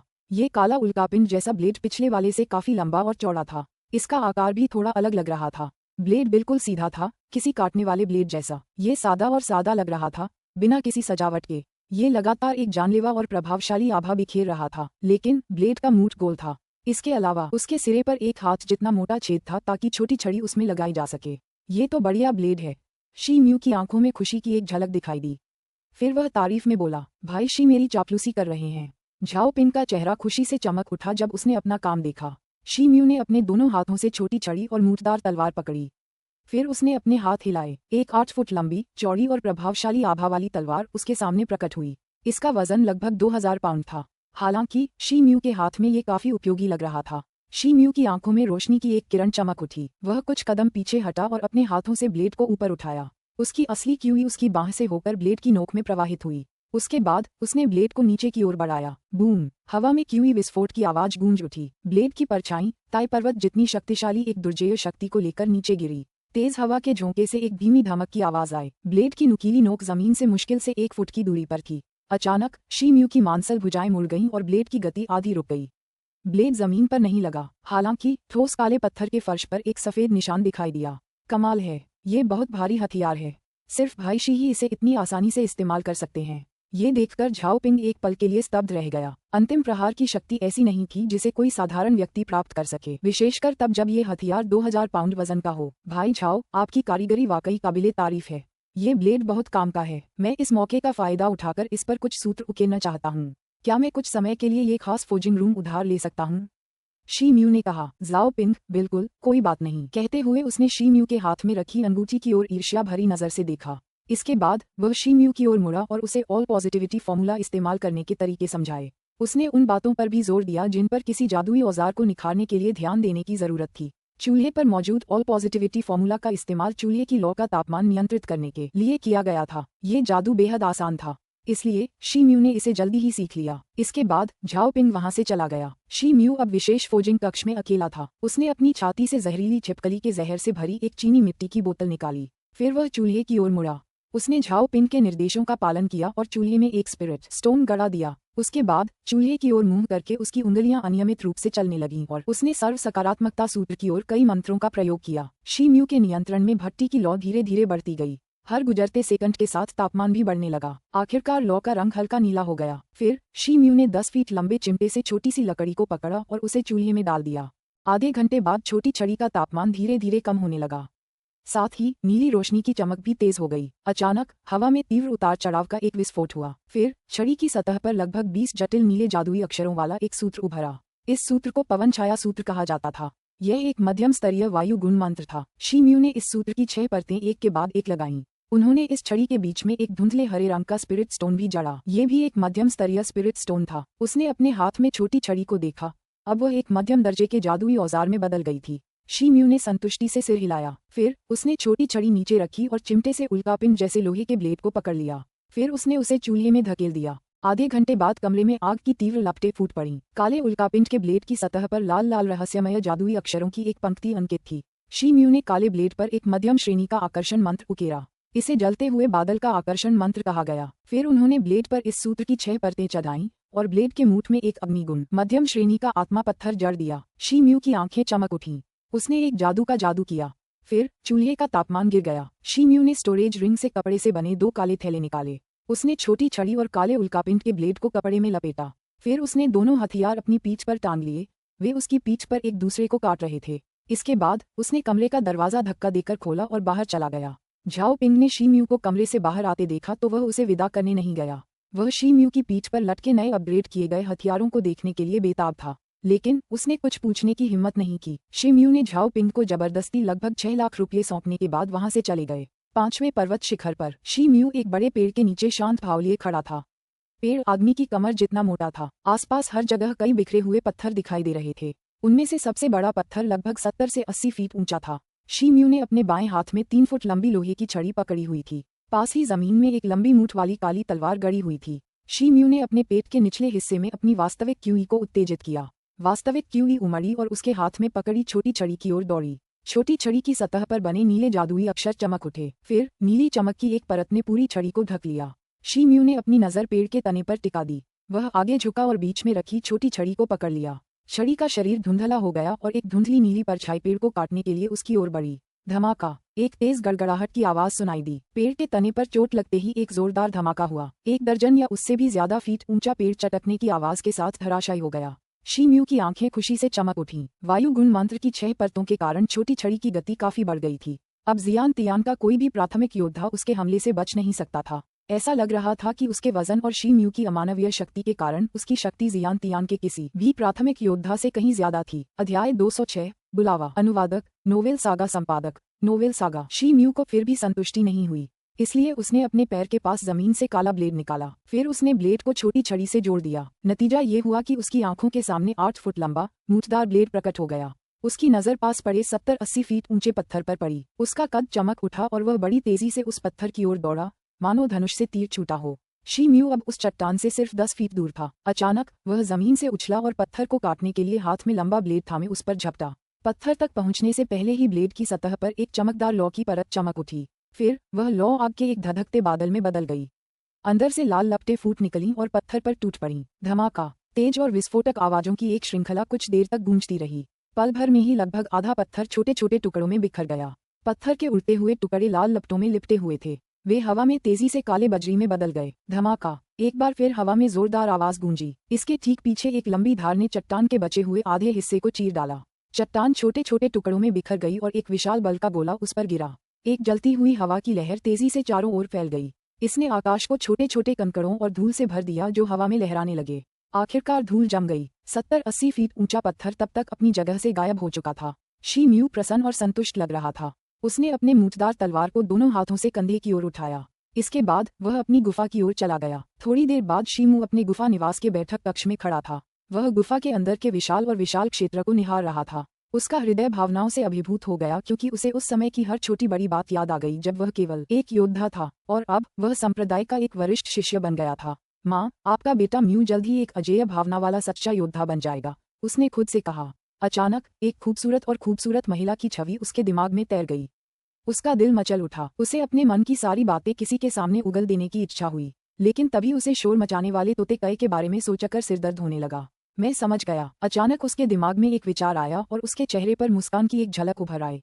फिर उसने जोर से मंत्र पढ़ना शुरू कर दिया। अचानक हॉल में काले धुएं का एक गुबार उठा। उसके बाद हॉल में यान लुओ की आकृति दिखाई दी। उसकी आंखों के गड्ढों में नीली लपटों के 2 गुच्छे अनियमित ढंग से टिमटिमा रहे थे। शी म्यू को यान लुओ के सिर पर एक हरा फूल देखकर आश्चर्य हुआ। उससे हल्का हरा धुआं निकल रहा था। अचानक बिना किसी कारण के हॉल के अंदर का तापमान गिर गया। इसके अलावा हॉल के अंदर एक अजीब सी ठंडी आभा फैल गई। इस विचित्र ठंडी आभा का स्रोत संभवतः सुंदर हरा फूल था। शिमयू को सहज ही यह एहसास हो गया कि यह हरा फूल कोई साधारण फूल नहीं है। यान लुओ, हम बात कर सकते हैं, है ना? शिमयू ने यान लुओ को देखा और पूछा। यान लुओ की आंखों के गड्ढों में दो नीली लपटें धड़क उठीं जब उसने शिमयू को देखा। थोड़ी देर बाद उसके दिमाग में एक स्पष्ट आवाज गूंजी, हाँ। शिमयू का दिल खुशी से झूम उठा। यान लुओ बस अपना सबसे सरल विचार ही व्यक्त कर पाया, लेकिन वह विचार ही शिमयू को खुश करने के लिए काफी था। वह बहुत उत्साहित था। उसने बताया कि कैसे उसने संप्रदाय की वार्षिक प्रतियोगिता में एक ही सांस में प्रथम स्थान प्राप्त कर लिया था। उसने ये भी बताया कि कैसे संप्रदाय का वरिष्ठ शिष्य बनने के बाद काले दानव संप्रदाय में उसकी स्थिति में कई आश्चर्यजनक बदलाव आए। इसके अलावा वह तियानिन की दानव चुड़ैल के बारे में बात करने से खुद को रोक नहीं पाया, जिसकी उसे इन दिनों बहुत याद आ रही थी। उसने यान लुओ के सामने ये सारी बातें उगल दी। यान लुओ उसकी बातें सुनता रहा। कभी कभी वह जवाब में हाँ या अच्छा कह देता। फिर भी ये शिमयू के दिल को खुशी से भरने के लिए काफी था। फिर शिमयू यान लुओ को अपनी गुफा दिखाने के लिए सैर पर ले गए। चलते चलते वे यान लुओ को तरह तरह की चीजों से परिचित कराते रहे। शिमयू की यह हरकत किसी मेजबान की तरह लग रही थी जो अपने मेहमान को अपने घर का परिचय दे रहा हो। ऐसा लग रहा था मानो शिमयू को इसमें मजा आ रहा हो। वे जल्द ही बैठक में लौट आए। यान लुओ ने अपना सिर झुकाया और काले उल्कापिंड जैसे लोहे के ब्लेड को देखा। वह हॉल के कोने पर टिका हुआ था। उसकी आंखों में आत्मिक ज्वालाएं धधक रही थीं और उसका शरीर हिल रहा था। एक परछाई चमकी और यान लुओ उस कोने में प्रकट हुआ। ये देखकर शिमयू चौंक गया। यान लुओ ने फिर निश्चल खड़े होकर इधर उधर देखा। उसने अपना बायां हाथ बढ़ाया और काले उल्कापिंड के ब्लेड को धीरे से सहलाया। शिमयू यान लुओ के पास गया। अचानक उसके दिमाग में एक विचार आया। उसने पूछा, यान लुओ, तुम्हारे सिर पर लगा फूल बहुत सुंदर लग रहा है। क्या मैं इसे देख सकता हूँ? नहीं। यान लुओ घूम गया। उसकी आंखों में आत्मिक ज्वालाएं टिमटिमा उठीं। तभी एक आवाज गूंजी। शिमयू दंग रह गया। ये पहली बार था जब यान लुओ ने उसे किसी चीज के लिए मना किया था। तभी उसकी आंखों में एक चालाक और मुस्कुराहट भरी अभिव्यक्ति उभरी। वह यान लुओ के करीब जाने के लिए 2 कदम आगे बढ़ा। आखिरकार वह यान लुओ की पहुंच में पहुंच गया। फिर उसका दाहिना हाथ यान लुओ के सिर पर लगे हरे फूल की ओर बढ़ा। यान लुओ की आंखों में आसमानी नीली आत्मिक ज्वालाएं चमक उठीं। फिर उसका कद चमक उठा और वह अपनी जगह से गायब हो गया। अगले ही क्षण वह हॉल के बीच में प्रकट हो गया। शिमयू को कुछ सूझा। तभी उसका कद भी बदल गया। वह कुछ बुदबुदाता हुआ यान लुओ के पीछे भागा। यान लुओ निश्चल खड़ा रहा। उसका मुंह थोड़ा सा खुला। ऐसा लग रहा था जैसे वह शिमयू का मजाक उड़ा रहा हो कि वह अपनी क्षमता को ज्यादा आंक रहा है। लेकिन शिमयू पलक झपकते ही यान लुओ के सामने आ पहुंचा। फिर उसका दाहिना हाथ फिर से यान लुओ के सिर पर लगे हरे फूल की ओर बढ़ा। यान लुओ का कद एक बार फिर धुंधला हो गया और वह अपनी जगह से गायब हो गया। शिमयू ने उसी समय अपने दाहिने हाथ से एक सफेद हवा का गोला छोड़ा। वह सफेद क्यूई की एक जंजीर में बदल गया। उसने यान लुओ को पकड़ लिया और उसे मजबूती से जकड़ लिया। हाँ, शिमयू जोर से हंस पड़ा। फिर उसका हाथ यान लुओ के सिर की ओर बढ़ा ताकि वह उसके सिर से हरा फूल तोड़ सके। यान लुओ की आंखों में आत्मिक ज्वालाएं भड़क उठीं। उसके शरीर की सतह पर सफेद चमक की एक परत तैरती हुई बाहर की ओर फैलने लगी। धमाका! एक धीमी सी धमाकेदार आवाज सुनाई दी। सफेद क्यूई की जंजीर टुकड़ों में बिखर गई। उसी समय यान लुओ का कद चमक उठा और वह अपनी मूल जगह से कुछ फीट दूर दिखाई दिया। हालांकि फूल उसके सिर से गिर गया। शायद उसकी तेज हलचल की वजह से वह आधा बिखर गया और एक छोटी सी हरी रोशनी में बदल गया। फिर कमरे में फैली ठंडी और उदास आभा लगभग गायब हो गई। शिमयू दंग रह गया। वह वहीं चिपका रहा। उसका दाहिना हाथ अभी भी फूल तोड़ने की मुद्रा में था। उसके हाथ में फूल की एक हरी पंखुड़ी दिखाई दे रही थी। उसकी सतह पर एक हरी चमक बह रही थी। फिर उसके हाथ की पंखुड़ी भी उसी तरह बिखर गई। तभी कुछ अविश्वसनीय घटना घटी। एक ठंडी और उदास आभा शिमयू के हाथ में समा गई। यह उसकी मेरिडियंस से होते हुए उसके शरीर में प्रवाहित हुई। अंततः यह उसके पेट के निचले हिस्से में समा गई। अचानक शिमयू का शरीर जोरों से कांपने लगा, लेकिन उसे ये देखकर सुखद आश्चर्य हुआ कि उसके पेट के निचले हिस्से में जादुई शक्ति काफी बढ़ गई थी। उसे ऐसा लगा जैसे वह आत्मिक शक्ति संचय कला की छठी परत के शिखर पर पहुंच गया हो। यान लुओ की आंखों में आत्मा की ज्वालाएं जोर से टिमटिमा उठीं। उसने अपना पैर पटका। फिर उसका शरीर और काली क्यूई गायब हो गईं। ये देखकर शिमयू ने अपना सिर खुजलाया। उसे मन ही मन थोड़ी माफी भी महसूस हुई, लेकिन उस अजीब हरी पंखुड़ी के अद्भुत प्रभाव के बारे में सोचकर उसका दिल दहल गया। अचानक उसकी आंखों में एक सुनहरी चमक उभरी। फिर उसके मन में एक मार्मिक दृश्य उभर आया। यह एक हरे भरे पहाड़ की छवि थी। चोटी पर हर जगह से कई ऊंचे झरने लटक रहे थे, मानो सफेद रेशम की धारें हों। दृश्य एक झरने से शुरू हुआ। उसके सामने 20 फुट चौड़ी घुमावदार सड़क थी जो पहाड़ी की चोटी तक जाती थी। ये 5वें पर्वत शिखर की छवि थी। काले दानव संप्रदाय का एक शिष्य पहाड़ी रास्ते पर चल रहा था। उसने संप्रदाय की काली पोशाक पहन रखी थी। वह तेज कदमों से शिखर की ओर बढ़ रहा था। शिमयू की भौहें तन गईं। तोता कय शिमयू के मन में यह मार्मिक दृश्य प्रसारित कर रहा था। उसने अपनी शक्ति का इस्तेमाल शिमयू के साथ अपनी दृष्टि साझा करने के लिए किया था। शी म्यू आमतौर पर जब भी जरूरत महसूस करता इस दृष्टि को सक्रिय कर देता। हालांकि कई भी इसे सक्रिय करने की पहल कर सकता था। शी तो कोई आ रहा है, लगता है वो तुम्हें ढूंढ रहा है। तोते की आवाज शी म्यू के दिमाग में गूंज उठी। अचानक शी म्यू के दिमाग में वह दृश्य घूम गया। फिर उसे पहाड़ी रास्ता दिखाई देने लगा। इस दृश्य में शिष्य की छवि और भी स्पष्ट होती गई। अब उसके चेहरे के हाव भाव और चेहरे की बनावट साफ दिखाई दे रही थी। वह तेजी से पहाड़ पर चढ़ते हुए कभी कभी पहाड़ी की चोटी पर बने गुफा निवास की ओर देखता। शी म्यू के हाव भाव बदल गए। इस व्यक्ति ने शी म्यू के मन पर पहले ही अपनी छाप छोड़ दी थी। शी म्यू ने इस व्यक्ति को काले दानव संप्रदाय के मुखिया के पास खड़ा देखा था। वह यहाँ क्यों आया है? क्या हो सकता है कि मुखिया जी ने मुझे फिर बुलाया हो? शी ताओ, यह आदमी तुमसे क्या चाहता है? नहीं, पहले मत बताओ। इस बुद्धिमान नेक इंसान को अंदाजा लगाने दो। अगर मैं सही अंदाजा लगाऊं तो तुम मुझे कुछ हरे फल भी दे सकते हो। मैं ताज़ा खाना खाना चाहता हूँ। तोते की आवाज उसके मन में लगातार गूंज रही थी। शी म्यू ने हाथ उठाया और बेबसी से सिर हिलाया। फिर उसे कुछ याद आया और उसने तोते के दिमाग से अपना संपर्क तोड़ दिया। उसी समय वह दृश्य उसके दिमाग से गायब हो गया। इस तोते की दृश्य साझा करने की क्षमता बेहद मददगार थी, लेकिन उसका उग्र स्वभाव उसके लिए सहन करना मुश्किल था। वास्तव में शी म्यू कई के शोरगुल वाले व्यक्तित्व से थोड़ा डरा हुआ था, क्योंकि उसने उसे गुफा के बाहर स्वतंत्र रूप से घूमने दिया था। लेकिन शी म्यू को तोते की सुरक्षा की ज्यादा चिंता नहीं थी। तोता बहुत ज्यादा शोरगुल मचा रहा था, लेकिन उसमें हिम्मत बहुत कम थी। वह सिर्फ 5वीं चोटी के आसपास ही टहलने की हिम्मत कर पाता था, जबकि शी म्यू ने उसे कहीं भी घूमने के लिए आजाद कर रखा था। उसने कभी इस बिंदु से थोड़ा आगे उड़ने की हिम्मत नहीं की। थोड़ी देर बाद गुफा के बाहर दरवाजे पर दस्तक सुनाई दी। शी म्यू दरवाजे तक गया और उसे खोल दिया। बड़े भाई शी म्यू, मैं संप्रदाय के प्रमुख का आदेश सुनाने आया हूँ। वह चाहते हैं कि आप संप्रदाय के मुख्य भवन में जाएं। उनके पास एक जरूरी बात है जिस पर वह आपसे चर्चा करना चाहते हैं। काले वस्त्र पहने युवक ने शी म्यू की ओर देखा और झुककर उनका अभिवादन किया। फिर उसने आदरपूर्वक कहा, ओह, क्या मैं उस युवा साथी से अनुरोध कर सकता हूँ कि वह मुझे इस अचानक बुलावे के पीछे के कारण के बारे में कुछ बताए? शी म्यू ने पूछा। मैं यह नहीं जानता, काले वस्त्रधारी युवक ने ईमानदारी से उत्तर दिया। ठीक है, मैं समझ गया। यहाँ कुछ काम निपटाकर मैं तुरंत निकल जाऊंगा। शी म्यू एक पल चुप रहा। फिर उसने हाथ हिलाकर कहा। काले वस्त्र पहने युवक ने उसकी बात मान ली और वहां से चला गया। शी म्यू कुछ देर दरवाजे पर खड़ा रहा। वह सोचता रहा कि काले दानव संप्रदाय के मुखिया ने उसे क्यों बुलाया है। फिर वह गुफा से बाहर निकला और पहाड़ से नीचे उतरने लगा। शी तो, तुम कहाँ जा रहे हो? जैसे ही वह गुफा से बाहर निकला, तोता कए उड़कर उसके पास आया। फिर वह शी म्यू के कंधे पर बैठ गया। मैं काले दानव संप्रदाय के मुख्य भवन की ओर जा रहा हूँ। संप्रदाय के प्रमुख ने मुझे एक महत्वपूर्ण मामले पर चर्चा करने के लिए बुलाया है। तुम्हें मेरे साथ आने की जरूरत नहीं है। शी म्यू ने अपना कंधा उठाया और कए को वहां से हटा दिया।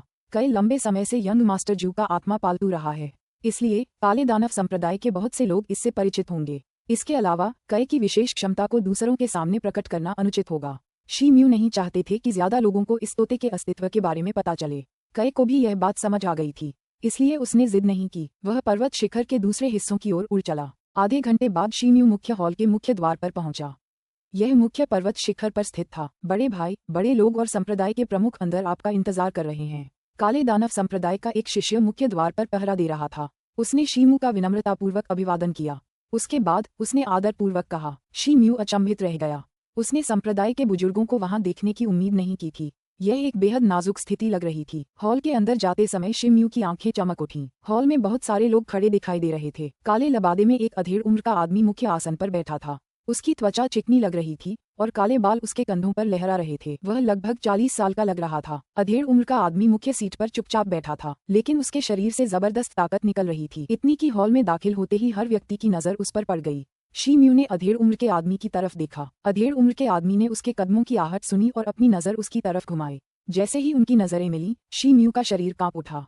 उसकी रीढ़ में एक ठंडी सिहरन दौड़ गई। अचानक उसके दिल में एक अजीब सी दहशत दौड़ गई। उसे उस अधेड़ उम्र के आदमी के शरीर से एक अथाह गहराई का एहसास हुआ। वह निस्संदेह एक पृथ्वी श्रेणी का अस्तित्व और संप्रदाय का महान बुजुर्ग था। काले दानव संप्रदाय के बुजुर्गों में से एक मध्यम आयु वर्ग के व्यक्ति के बगल में खड़ा था। यह कोई और नहीं बल्कि जिन जियाओ चाई था। मुख्य हॉल में 3 और लोग खड़े थे। शी म्यू उनसे पहले से ही परिचित थे। वे प्रथम श्रेणी के शिष्य थे। कियान शियोंग द्वितीय श्रेणी का, बाई शुई शियू तृतीय श्रेणी का और मो निंग, जिसे शी म्यू ने हराया था। अध्याय 207 दानव यांग समारोह। अनुवादक नोवेल सागा। संपादक नोवेल सागा। शिष्य शी म्यू महान बुजुर्ग, संप्रदाय प्रमुख और बुजुर्ग जिन शियाओ चाई का अभिवादन करते हैं। शी म्यू के मन में कई विचार घूम रहे थे। वह मुख्य हॉल के अंदर गए और बुजुर्गों और संप्रदाय प्रमुख का अभिवादन किया। तभी उसकी नजर एल्डर जिन जियाओ चाई से मिली। वह महान एल्डर के बगल में थी। जिन जियाओ चाई ने शरारत से शी म्यू को आंख मारी। फिर उसके मुंह के कोने से एक मुस्कान निकली। शी म्यू को आश्चर्य हुआ और उसने दूसरी ओर देखा। इतना विनम्र होने की जरूरत नहीं है। अधेड़ उम्र के आदमी ने शी म्यू को ऊपर से नीचे तक नापा। फिर उसने मुस्कुराते हुए जवाब दिया। शी म्यू सीधा खड़ा हो गया। वह मो निंग और बाकी लोगों के पास गया और उनके पास खड़ा हो गया। उन तीनों ने शी म्यू की ओर देखा। उन सभी के चेहरों पर अलग अलग भाव थे। मो निंग के शरीर के जख्म अब तक ठीक हो चुके थे, लेकिन उसने असहज भाव से शी म्यू की ओर देखा। कियान शियोंग और बाई शुई शियू शी म्यू के प्रति काफी दोस्ताना थे, इसलिए उन्होंने अभिवादन के तौर पर उसे मुस्कुराकर देखा। शी म्यू, आपकी असली क्यूई काफी मजबूत है। इसके अलावा आपकी आत्मिक शक्ति भी जबरदस्त है। वाह, अधेड़ उम्र के व्यक्ति ने उदास स्वर में कहा। प्रशंसा के लिए धन्यवाद महान बुजुर्ग, शी म्यू ने अपने हाथों को मोड़कर उत्तर दिया। उनका स्वर न तो बहुत विनम्र था और न ही दबावपूर्ण। अधेड़ उम्र के आदमी के हाव भाव बदल गए। ऐसा लग रहा था मानो शी म्यू की शांति उसकी उम्मीदों से कहीं बढ़कर थी। आखिरकार वह संप्रदाय के शियान तियान बुजुर्गों के सामने खड़ा था, तो वह जरूर डरा हुआ और चिंतित रहा होगा। अधेड़ उम्र के आदमी ने काले दानव संप्रदाय के मुखिया की ओर देखा। संप्रदाय का मुखिया उसकी नजर का मतलब समझ गया, इसलिए वह एक कदम आगे बढ़ा। संप्रदाय प्रमुख ने गरिमापूर्ण चेहरे के साथ कहा, आप चारों को यहाँ इसलिए बुलाया गया है क्योंकि हम आपको कुछ महत्वपूर्ण बात बताना चाहते हैं। ये सुनकर शी म्यू और बाकी 3 लोग हैरान रह गए। उन्होंने ध्यान से सुनने की पूरी कोशिश की। आप शायद ये पहले से ही जानते होंगे, हमारा काला दानव संप्रदाय हजारों साल पहले बना था, लेकिन इस संप्रदाय की उत्पत्ति यान राष्ट्र से नहीं हुई है। ये स्वर्गीय दानव संप्रदाय से विरासत में मिला है, संप्रदाय प्रमुख ने कहा। शी म्यू और बाकी लोगों ने एक दूसरे की तरफ देखा। उन्हें तो ये बात पहले से ही पता थी, लेकिन संप्रदाय प्रमुख को तो कुछ और ही कहना होगा। स्वर्गीय दानव संप्रदाय मध्य मुख्य भूमि में स्थित है। हमारा काला दानव संप्रदाय स्वर्गीय दानव संप्रदाय की एक शाखा है, इसलिए हमारा संप्रदाय सदियों से स्वर्गीय दानव संप्रदाय से जुड़ा हुआ है। कुछ समय बाद स्वर्गीय दानव संप्रदाय ने हर 30 साल में एक बार दानव यांग समारोह आयोजित करना शुरू कर दिया, और स्वर्गीय दानव संप्रदाय की प्रत्येक शाखा इस समारोह में एकत्रित होती है। फिर मुख्यधारा के अनुयायी पवित्र दानव यांग फल प्राप्त करने के लिए प्रतिस्पर्धा करते हैं। ये फल आपकी साधना को काफी हद तक बेहतर बनाने में मदद करेगा, इतना कि एक मुख्यधारा के अनुयायी को संप्रदाय का सच्चा शिष्य बनने का अवसर मिल सकता है। संप्रदाय प्रमुख ने बोलना जारी रखा। शी म्यू को इस मामले का पहले ही अंदाजा हो गया था। मो निंग और बाकियों को भी यही महसूस हुआ। उनके चेहरों पर भावुकता के भाव उभर आए। संप्रदाय प्रमुख ने कहा, महान बुजुर्ग, और मैंने इस पर चर्चा की है और हमने निर्णय लिया है कि आप चारों हमारे संप्रदाय के प्रतिनिधियों के रूप में इस समारोह में भाग लेंगे। बुजुर्ग जिन शियाओ चाय के मार्गदर्शन में शी म्यू के चेहरे पर चमक आ गई। उसके दिल में थोड़ी उत्तेजना महसूस हुई। शी म्यू की जानकारी के अनुसार द क्वी साम्राज्य और उसके 2 पड़ोसी डोंग झोउ महाद्वीप के एक दूरस्थ क्षेत्र में स्थित थे, और इन तीनों दूरस्थ राज्यों के क्षेत्र में संसाधनों की कमी थी। इसके अलावा यह क्षेत्र मध्य महाद्वीप की भूमि की तुलना में कम उपजाऊ था। शी म्यू को लंबे समय से मध्य मुख्य भूमि बहुत पसंद थी और वह हमेशा से वहां जाकर उसे देखना चाहता था, लेकिन उसे कभी मौका नहीं मिला था, इसलिए वह अब इस मौके को गंवाना नहीं चाहता था। मो निंग और अन्य 2 लोगों के चेहरे पर भी उत्साह के भाव थे।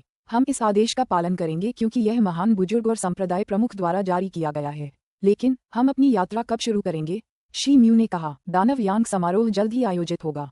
यह एक लंबी यात्रा है, आपको इसे 2 महीने बाद शुरू करना होगा, अन्यथा आपको देर हो जाएगी। मैंने आपको इस मामले की जानकारी देने के लिए यहाँ बुलाया है ताकि आप समय से पहले पहुँच सकें और कुछ तैयारियां पहले से कर सकें, महान बुजुर्ग ने मुस्कुराते हुए कहा।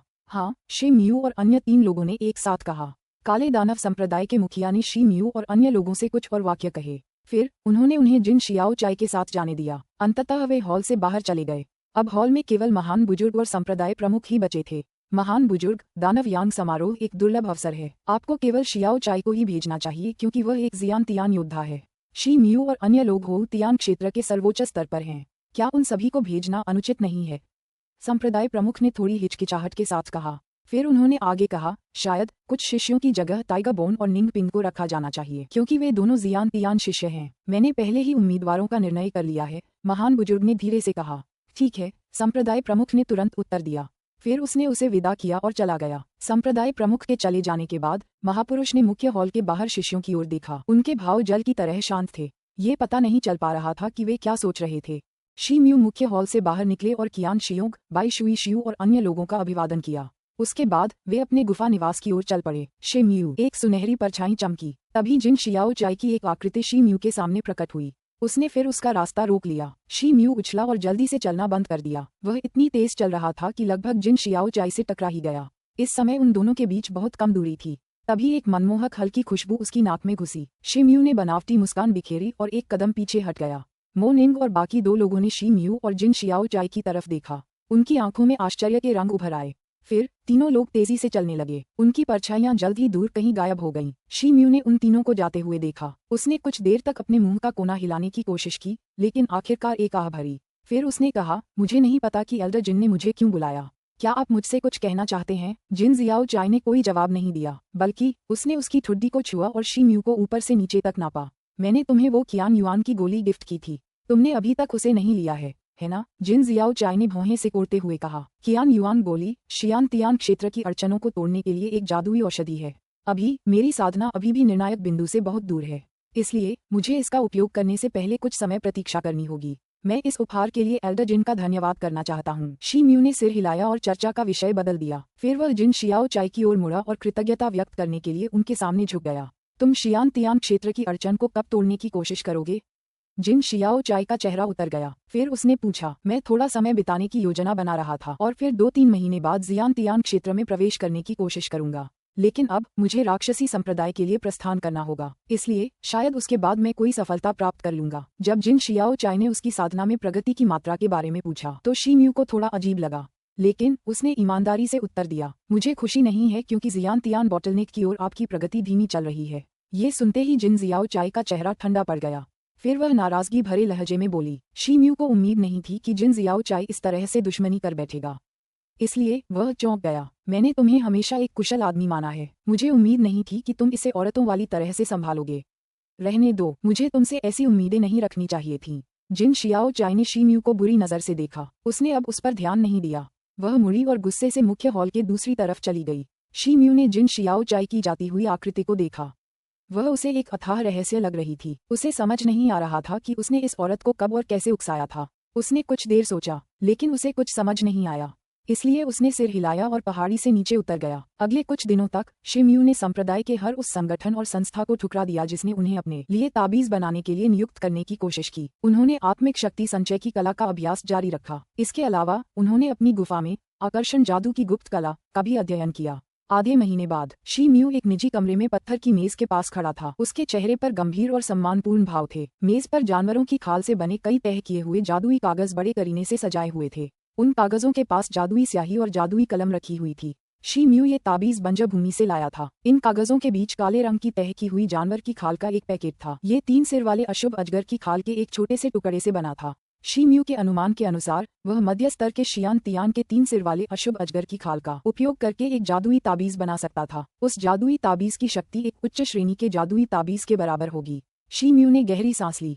उसकी आंखों में एक सुनहरी रोशनी चमक उठी। फिर उसने जानवर की खाल से बने ताबीज का टुकड़ा निकाला।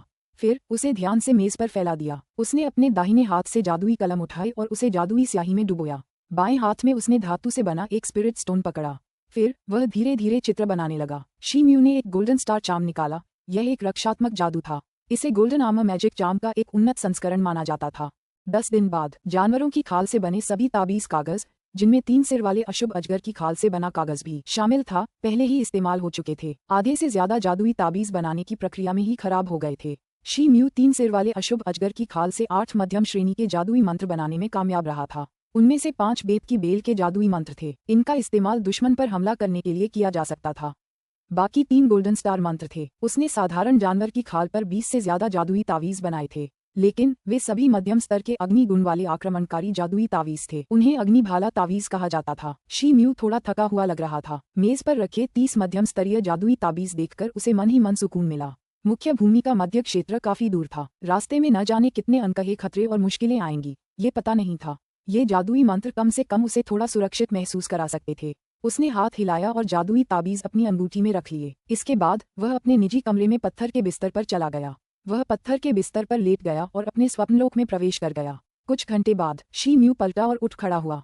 फिर वह पत्थर के बिस्तर पर पालथी मारकर बैठ गया। वह कुछ सोचने लगा। फिर उसने आंखें बंद की और उसके दिमाग में art of flaming red ape की रिकॉर्डिंग उभर आए।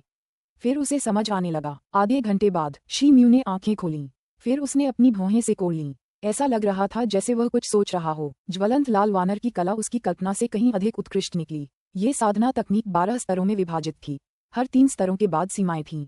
7वीं कक्षा तक पहुंचने पर वह शियान तियान क्षेत्र में प्रवेश कर जाता। वास्तव में इस तकनीक से वह अपनी साधना को पृथ्वी स्तर तक भी आगे बढ़ा सकता था।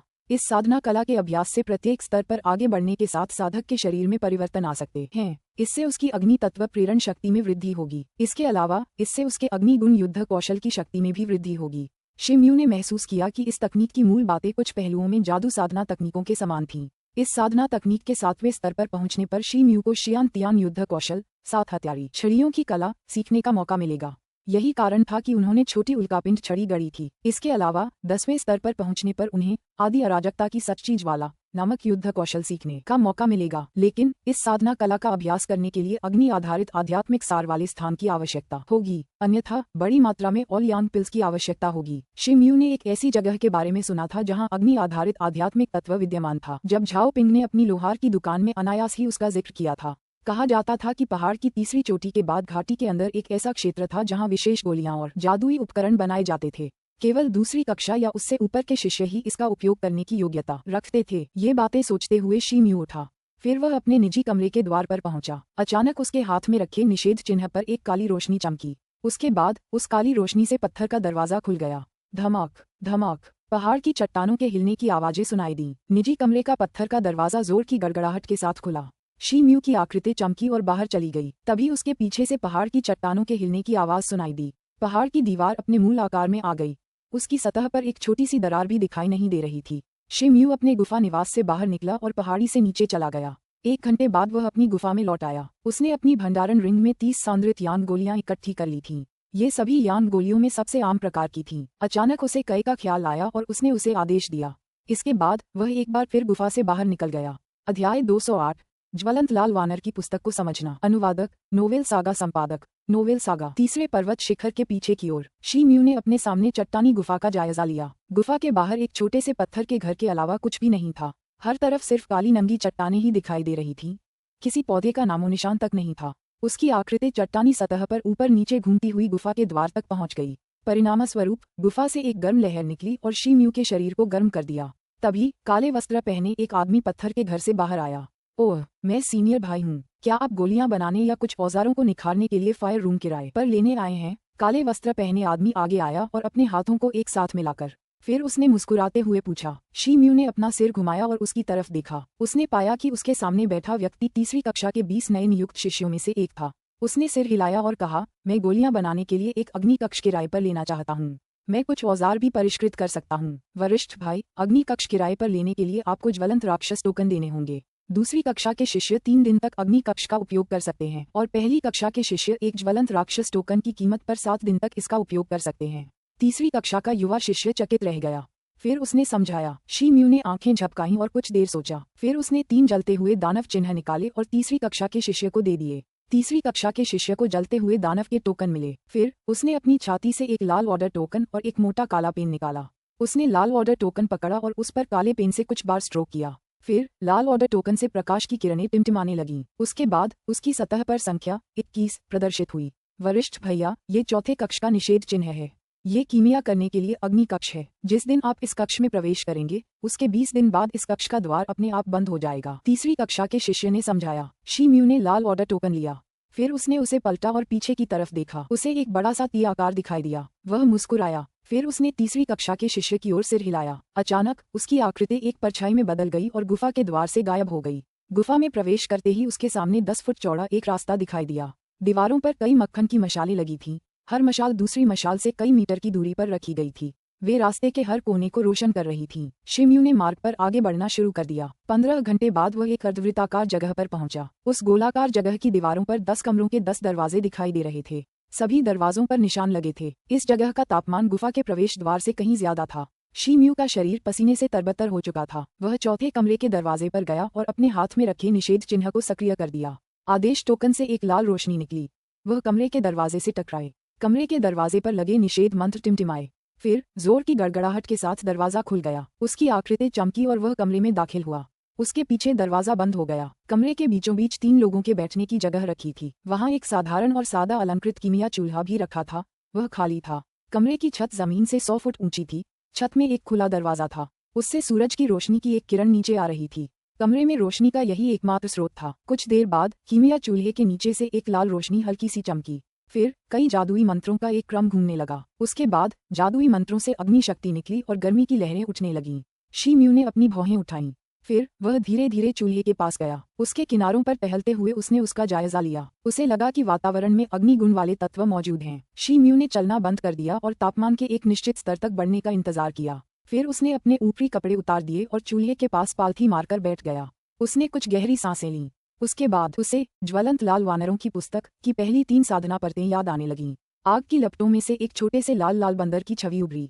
शी म्यू के मन में ये छवि वास्तविक प्रतीत हुई। थोड़ी देर बाद उसने अपने पास पड़े कपड़ों से अपनी संग्रहण अंगूठी निकाली। फिर उसके अंदर से एक ओलियान गोली निकाली। इसके बाद उसने ज्वलंत लाल वानरों की पुस्तक के अनुसार अपनी साधना शुरू कर दी। थोड़ा समय बीता। शी म्यू का मन एक रहस्यमयी दुनिया में डूब गया। उसके शरीर के बाहर सब कुछ खोखला हो गया। खोखले परिवेश में लाल रोशनी के अनगिनत छोटे छोटे बिंदु दिखाई देने लगे। तभी एक रहस्यमयी शक्ति ने कार्य करना शुरू किया और शी म्यू की ओर बढ़ने लगी। ये लाल बिंदु आपस में मिलकर लाल ऊष्मा में बदल गए, जो उड़कर शी म्यू के शरीर के चारों ओर एक गोलाकार आकार में इकट्ठा हो गई। इससे शी म्यू के शरीर का तापमान बढ़ गया। यह अकल्पनीय स्तर तक पहुंच गया। उसकी त्वचा धीरे धीरे बेहद लाल हो गई और उससे पसीना टपकने लगा। बहती हुई ऊष्मा के ये लाल बिंदु शी म्यू की त्वचा को छू गए। फिर वे जलती हुई गर्म ऊर्जाओं में बदल गए और उसके शरीर में गहराई तक पहुंच गए। वे उसकी मेरिडियंस के साथ साथ उसके शरीर में घूमने लगे। समय के साथ शी म्यू के शरीर के चारों ओर लाल रोशनी के और भी बिंदु जमा होते गए। धीरे धीरे वे आपस में मिलकर लाल बहती ऊष्मा के कण बन गए। अब उसका पूरा शरीर इन लाल रोशनियों में लिपटा हुआ लग रहा था। अचानक उसके शरीर की गर्मी गायब हो गई। फिर एक शीतलता और सुखद एहसास उसके शरीर में व्याप्त हो गया। उसकी मेरिडियंस में एकत्रित हुई प्रज्वलित गर्म ऊर्जा ने ज्वलंत लाल वास्तविक क्यूई का एक छोटा सा कण बना लिया था। यह उसकी मेरिडियंस में एक मार्ग पर उड़ती हुई तेज गति से घूमती हुई उसके निचले उदर में विलीन हो गई। 10 दिन पलक झपकते ही बीत गए। चौथे अग्नि कक्ष की जमीन के नीचे एक बंदर जैसी आवाज गूंजी, लेकिन ये बिल्कुल बंदर जैसी आवाज नहीं थी। भूमिगत जगह का वातावरण कंपन से भर गया। पत्थर की छत पर एक छोटी सी दरार दिखाई दी। फिर उस छोटी सी दरार से धूल गिरने लगी। चौथे अग्नि कक्ष के अंदर शी म्यू अपने चेहरे पर उत्साह के भाव लिए चूल्हे के पास खड़ा था। उसने सोचा भी नहीं था कि वह ज्वलंत लाल वानरों की पुस्तक की 6 परतों की खेती बिना किसी रुकावट के पूरी कर लेगा। फिर उन्होंने इसके बारे में सोचा और उन्हें इसमें कुछ भी अजीब नहीं लगा। उनकी साधना हो तियान क्षेत्र के चरम स्तर तक पहुंच चुकी थी। उनके शरीर में मौजूद वास्तविक ची भी बहुत पहले ही एक निश्चित मानक पर पहुंच चुकी थी। इसलिए उनकी वर्तमान साधना की सीमा ने इस अभ्यास के लिए उनकी वास्तविक ची को संचित करने में लगने वाले लंबे समय को बचा लिया था। इसके अलावा उसकी जन्मजात अग्नि तत्व प्रेरण शक्ति हमेशा दूसरे स्तर पर रही थी। इसके अलावा तियान यिन की दानव चुड़ैल ने उस असाधारण चीज काले रक्त और आत्मा की गोली का उपयोग करके उसके शरीर को ठीक किया था। उस गोली में अग्नि गुण शक्ति की प्रचुर मात्रा थी। उसका अदृश्य प्रभाव उसमें समा गया था। इसलिए इसने उसकी अग्नि तत्व प्रेरण शक्ति को तीसरे स्तर तक पहुंचा दिया था। इसलिए उसकी साधना की पहली कुछ परतों का अभ्यास बहुत सुचारू रूप से चला था। शी म्यू चूल्हे के पास खड़ा था। उसमें से गर्म लहरें उठ रही थीं। उसके शरीर पर सब कुछ सामान्य लग रहा था। जरा भी तेज गर्मी का एहसास नहीं था। इसके अलावा उसके आसपास के वातावरण में अग्नि तत्व की प्रेरण शक्ति और भी ज्यादा संवेदनशील हो गई थी। ये पहले से लगभग 2/3 ज्यादा हो गई थी। ऐसा लगता है कि यह साधना तकनीक अग्नि तत्व प्रेरण बल की आंतरिक गुणवत्ता को उन्नत कर सकती है, शी म्यू ने खुद से कहा। अचानक उसकी आंखों में एक चमक सी चमक उठी। फिर असली क्यूई उसके पेट के निचले हिस्से से ऊपर उठने लगी और उसके अंगों की हड्डियों में प्रवाहित होने लगी। उसने अपना दाहिना पैर आगे बढ़ाया। फिर उसने अपना दाहिना हाथ आगे मारा। उसके बाद उसकी मुट्ठी लाल रोशनी के फटकों में लिपट गई। टकराना, उसकी मुट्ठियां हवा में लहराईं और एक भारी घुटन भरी आवाज निकली। उसकी मुट्ठियों की हवा के साथ एक गर्म लहर दौड़ गई। शी म्यू की आंखों में संतुष्टि के भाव उभर आए। इस तकनीक की मदद से किया गया एक सामान्य हमला भी हवा में मौजूद अग्नि तत्व की प्रेरणा शक्ति से शक्ति प्राप्त कर सकता था। इसलिए इस हमले की शक्ति स्वर्गीय हाथी प्रजनन कला से कहीं ज्यादा शक्तिशाली थी। स्वर्गीय हाथी प्रजनन कला शरीर के विकास के लिए अद्भुत थी। यह उसकी शक्ति बढ़ाने में बहुत सहायक थी, लेकिन दोनों के अपने अपने लाभ थे। शी म्यू ने अपनी आंखें बंद कर लीं। उसे अपने आसपास अग्नि तत्व की सघन ऊर्जा का आभास हो रहा था। असली क्यूई की प्रचुरता के कारण उसका निचला पेट धड़क रहा था। उसके अंदर एक अजीब सी अनुभूति उमड़ रही थी। क्या ऐसा हो सकता है? उसने आंखें खोलीं। अचानक उसकी आंखों में एक खुशी की झलक उभरी, मानो उसे कुछ याद आ गया हो। फिर वह अपनी जगह पर पालथी मारकर बैठ गया। उसके दाहिने हाथ में रखी अंगूठी में एक प्रकाश की किरण चमकी। फिर उसके हाथ में एक सफेद जैड चीनी मिट्टी की बोतल और एक हरा फल चमकती हुई रोशनी में प्रकट हुए। वे थे कियान युआन गोली और हरा फ्रॉस्ट फल। उसने कियान युआन गोली की चीनी मिट्टी की बोतल की सतह पर नजर डाली। उसकी आंखों में झिझक की एक झलक दिखाई दी। फिर उसके मन में एक खूबसूरत औरत की छवि उभरी। शी म्यू ने एकाग्र होकर अपने मन को स्थिर किया। फिर उसने सफेद जैड पोसिलेन की बोतल खोली और उसमें से आध्यात्मिक प्रभाव वाली एक सफेद गोली निकाली। फिर उसने मुंह खोला और गोली निगल ली। उसके पेट से हवा की एक धुंधली और विशाल धारा ऊपर उठी। पलक झपकते ही उसने उसके शरीर के सभी मेरिडियंस को ढक लिया। इससे उसके सभी मेरिडियंस और पेट का निचला हिस्सा सुन्न हो गया। उसे बेहद आराम महसूस हुआ। उसके बाद उसने हरा फ्रॉस्ट फल खाया। एक बर्फ सी ठंडी आभा बुदबुदाती हुई उसके पेट के निचले हिस्से में प्रवेश कर गई। फिर उसने उस असली ची को अपने में समेट लिया जिसे उसने कई वर्षों की कठिनाइयों के बाद विकसित किया था। उसके बाद किसी भी गतिविधि की कोई आवाज सुनाई नहीं दी। शी म्यू ने बची हुई ऑल यान गोलियों को देखा। फिर उसने अपनी आंखें बंद कर लीं और ज्वलंत लाल वानरों की पुस्तक में दर्ज अभिलेखों को समझने लगा। उसके बाद उसने अपने पेट के निचले हिस्से में अपनी क्यूई को जमाने की कोशिश की। हालांकि 10 से अधिक सांसों के बाद उसका रंग बदल गया। उसे अपने पेट में तेज और तीखा दर्द महसूस हुआ। उसके पेट के निचले हिस्से में जमा असली क्यूई लुढ़कती हुई बाहर निकल आए। उसके पूरे शरीर की नाड़ियां एक साथ बंध गईं।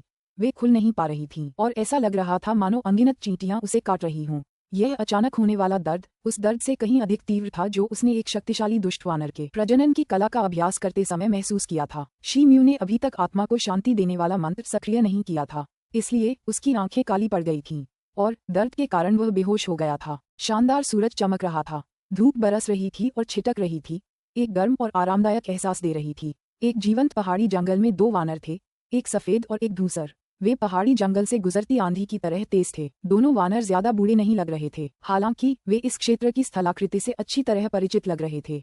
दोनों वानर बिजली की गति से एक पेड़ से दूसरे पेड़ पर कूद रहे थे। ऐसा लग रहा था मानो एक सफेद और एक धूसर परछाई जंगल से गुजर रही हों। कुछ ही सांसों में दोनों वानर पहाड़ के सामने पहुंच गए। फिर वे पहाड़ की एक चोटी पर चढ़ने लगे। पहाड़ी पर खड़ी सड़क बिल्कुल सीधी थी, लेकिन दोनों वानर अपने हाथ पैरों का इस्तेमाल करते हुए दाएं बाएं ऐसे चल रहे थे मानो किसी समतल जमीन पर चल रहे हों। तभी पहाड़ के आधे रास्ते में चारों ओर घना कोहरा छाने लगा। कोहरा पतले रुई के फाहों जैसा लग रहा था। नतीजतन क्षितिज धुंधला हो गया और दिशाओं का बोध अस्पष्ट हो गया। धूसर बंदर धीरे धीरे ऊपर चढ़ रहा था। वह बीच बीच में आसपास देख रहा था। ऐसा लग रहा था जैसे वह दिशाएं पहचान रहा हो। उसके चेहरे पर धीरे धीरे चिंता के भाव उभरने लगे। फिर उसने अपने कान ऐंठ लिए और गाल खुजाने लगा। सफेद वानर की आकृति पास ही एक जगह रुक गई। अचानक उसकी आंखें सुनहरी हो गईं। फिर उनमें से एक लंबी सुनहरी किरण निकलने लगी। सफेद वानर ने अपनी आंखें चारों ओर घुमाईं। उसके बाद वह मुड़ा और धूसर वानर की ओर हाथ हिलाया। उसकी आकृति चमकी और एक निश्चित दिशा में भाग गई। भूरे बंदर ने ये देखा और बिना किसी हिचकिचाहट के उसके पीछे चला गया। कुछ ही देर बाद दोनों वानर पहाड़ी की चोटी के पास एक समतल चबूतरे पर पहुंचे। वहां बादल और धुंध बहुत घने थे। दोनों वानरों की आकृतियां चमक उठीं। फिर वे छिपने के लिए जंगल में घुस गए। वहां से चबूतरा छायादार और विशाल लग रहा था। जमीन फलों से लदी हुई लग रही थी। जगह जगह कई घने और ठोस फलों के पेड़ उगे हुए थे। उन पेड़ों पर तरह तरह के बड़े बड़े फल लगे हुए थे। सभी के आकार और रंग अलग अलग थे। वे बेहद आकर्षक लग रहे थे। अध्याय 209 सूर्य निगलने की कला। अनुवादक नोवेल सागा। संपादक नोवेल सागा। सफेद और भूरे वानरों ने उत्साह से बगीचे की ओर देखा। वे लगातार अपनी नाक खोल और बंद कर रहे थे। ऐसा लग रहा था जैसे वे कुछ सूंघने की कोशिश कर रहे हों। उनके चेहरों पर एक मंत्रमुग्ध भाव था, लेकिन उन्होंने खुद को रोक लिया और आगे नहीं बढ़े। बगीचे के चारों ओर ऊंची ऊंची बाड़ें थीं। एक दरवाजा भी था। बालों में कुंडल बनाए एक लड़का दरवाजे की तरफ झुका हुआ था। उसने काले कपड़े पहने हुए थे। उसका सिर झुका हुआ था। ऐसा लग रहा था जैसे वह नींद में सीटी बजा रहा हो। उसके मुंह के कोने पर एक हल्की सी मुस्कान थी। ऐसा लग रहा था जैसे वह कोई सुंदर सपना देख रहा हो। दोनों वानरों ने एक दूसरे की तरफ देखा। फिर उन्होंने अपनी बाहें हिलाईं और कुछ इशारे किए। सफेद बंदर ने सिर हिलाया। फिर वह जंगल से बाहर कूद पड़ा और चरमराहट की आवाज निकालते हुए खुशी से नाचने लगा। काले कपड़े पहने लड़के ने आवाजें सुनी और वह अपने खूबसूरत सपने से जाग गया। हालांकि उसे कोई हरकत करने का मौका नहीं मिला। सफेद बंदर ने अपना मुंह खोला और आग की लपटें उगल दीं। ये लपटें काले कपड़े पहने लड़के के शरीर पर उल्कापिंडों की तरह लगीं और उसके कपड़ों में आग लग गई। सफेद बंदर ने अपना मुंह बंद कर लिया। फिर उसके पैर जमीन पर पड़े और एक चरमराहट भरी चीख सुनाई दी। उसके चेहरे पर गर्व के भाव थे। काले कपड़े पहने लड़के को गुस्सा आ गया। उसने अपना हाथ उठाया और उसमें से लाल हरे रंग के बादल निकले। उन्होंने उसके कपड़ों की धधकती लौ को पल भर में बुझा दिया। फिर उसने हाथ हिलाया और एक लंबा सुनहरा लाल कोड़ा निकाला। उसे सफेद बंदर की ओर पटक दिया। हवा के साथ लंबे कोड़े की लंबाई बढ़ती गई। वह अपने मूल आकार से 10 गुना तक फैल गया। फिर कोड़े की नोक से लाल लपटें निकलने लगीं। सफेद बंदर ने एक अजीब सी चीख मारी। उसका शरीर एक तरफ हिला और कुछ सफेद आकृतियां खींचते हुए भाग गया। फिर वह खतरे के दायरे से बाहर निकलने के लिए 100 या उससे भी ज्यादा फीट ऊपर कूद गया और चाबुक के वार से बच निकला। टकराना। लंबे चाबुक के टकराने से जमीन हिल गई। फिर जमीन में से एक धधकती हुई लौ निकली और उसमें से एक काला छेद निकला। सफेद बंदर को डर नहीं लग रहा था। उसने अपनी पूंछ और ऊपर उठाई और अपने लाल नितंबों को काले कपड़े पहने लड़के की तरफ घुमाया। फिर उसने अपना सिर घुमाया, उसकी तरफ देखा और एक व्यंग्यात्मक चेहरा बनाया। ऐसा लग रहा था कि उसे बंदर से बेहद नफरत थी। सफेद वानर ने काले कपड़े पहने लड़के को एक खूबसूरत सपने से जगा दिया था, इसलिए वह बहुत गुस्से में था और अब वानर उसका मजाक उड़ा रहा था। इससे वह इतना क्रोधित हो गया कि खुद को रोक नहीं पाया।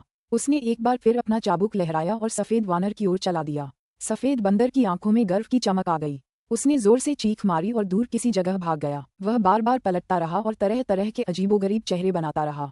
कुछ देर पहले ही उसकी तरफ एक कोड़ा मारा गया था, लेकिन अपनी तेज बुद्धि के कारण बंदर बच निकला था और इससे काले कपड़े पहने लड़के का गुस्सा और भी बढ़ गया। लड़का और बंदर जल्द ही घने कोहरे की गहराई में गायब हो गए, यहाँ तक कि उनके निशान भी अब दिखाई नहीं दे रहे थे। तभी एक फुसफुसाहट सुनाई दी। धूसर बंदर जंगल से बाहर कूद पड़ा। उसकी नजरें दूर किसी जगह पर टिकी थीं।